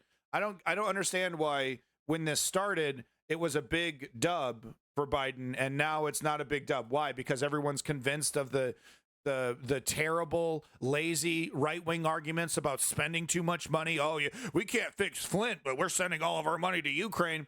It's totally bunk. The money is going right back into our military-industrial complex. It's a fucking resupply effort right now. So is that it? Is that Joe Biden's worried about the right-wing lies? Is that it? I don't know, man. I don't know. Whatever. As you can see, we got a lot more Ukraine stuff to cover. So I'm going to do what I can to get something going tomorrow. I can't promise anything, but I'm going to try, because we have a lot more to cover about Kursk. I have a lot of videos to show you, just amazing videos of Ukrainian heroism and Russians getting their ass kicked. Employ fatally wounded soldiers. Yeah, you talk about Russia there. They want to blow up defenseless Palestinians, not fight an actual war. Yeah, I don't know. They would prefer not to kill any Palestinians, but it's not like they're going to lose any sleep when Palestinians die. It's complicated. It is complicated, but it's also disgustingly, it's all right there in front of us, you know? It's like we can see all the pieces of the puzzle. They're all there on the table, right? Maybe we don't see the whole puzzle, but we can assemble the pieces. You know, it's possible, but it is complicated. All right, big props to Zeoduke, Chem Goblin, Tisriel, iPlatinum, Estonian. You guys absolutely rock. OGs, thank you for coming in. Lenny, you're the best. Thank you, Lenny. Ice King of Space, you absolutely fucking rock. Thank you for being here. Sorry, it's a quick one. Blue Brother, thank you for coming back. Blue Brother, big props to you. Thank you for coming back. Sir Smoke a Lot, you seem all right. Thank you for coming back. Sir Smoke a Lot. Chem Goblin, of course, big props to you. Gorps Inc., love you, Gorps Inc. Thank you for coming back. Gorps Inc., it's good to see you. A successful streamer in his own right. Make sure you're liking and subscribing to Gorps Inc. Your Tubing, big props to you. Your Tubing, thank you. Your Tubing for coming back. Nematode of Knowledge, big props to you. Strategy member, you're awesome. Thank you for all your insight and your wonderful links. Simply Steve 2012, thank you, Simply Steve. Appreciate you coming back. Local Shower Excrementer, you can stay away. That's fine. It's fine. You can stay away. But no, big props to everybody. Anytime you stream, we're here. You guys rock. Noti Squad. Noti Squad. And don't forget to be subscribing and liking all those Lenny videos. Monday, Tuesday, accidents waiting to happen. Support your local streamers, folks. Don't forget, the solution to the real problem is political activism. Step 1, inform yourself. Step 2, put your name down. And step 3, put in the fucking work. That's how we solve problems. We don't bitch about them, we solve them. Peace in that motherfucking Middle East, and glory to the Ukrainian democracy. Hopefully we'll see you tomorrow. Thank you. Not bitch made around here, that's for fucking sure.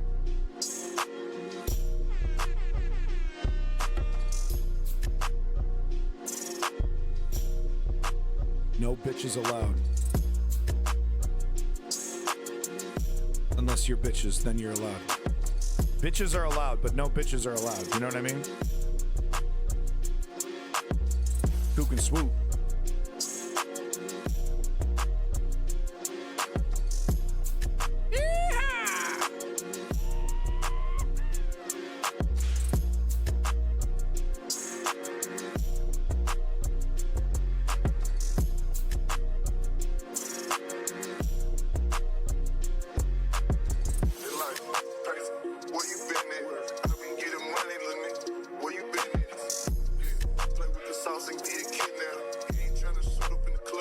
Free Ukraine.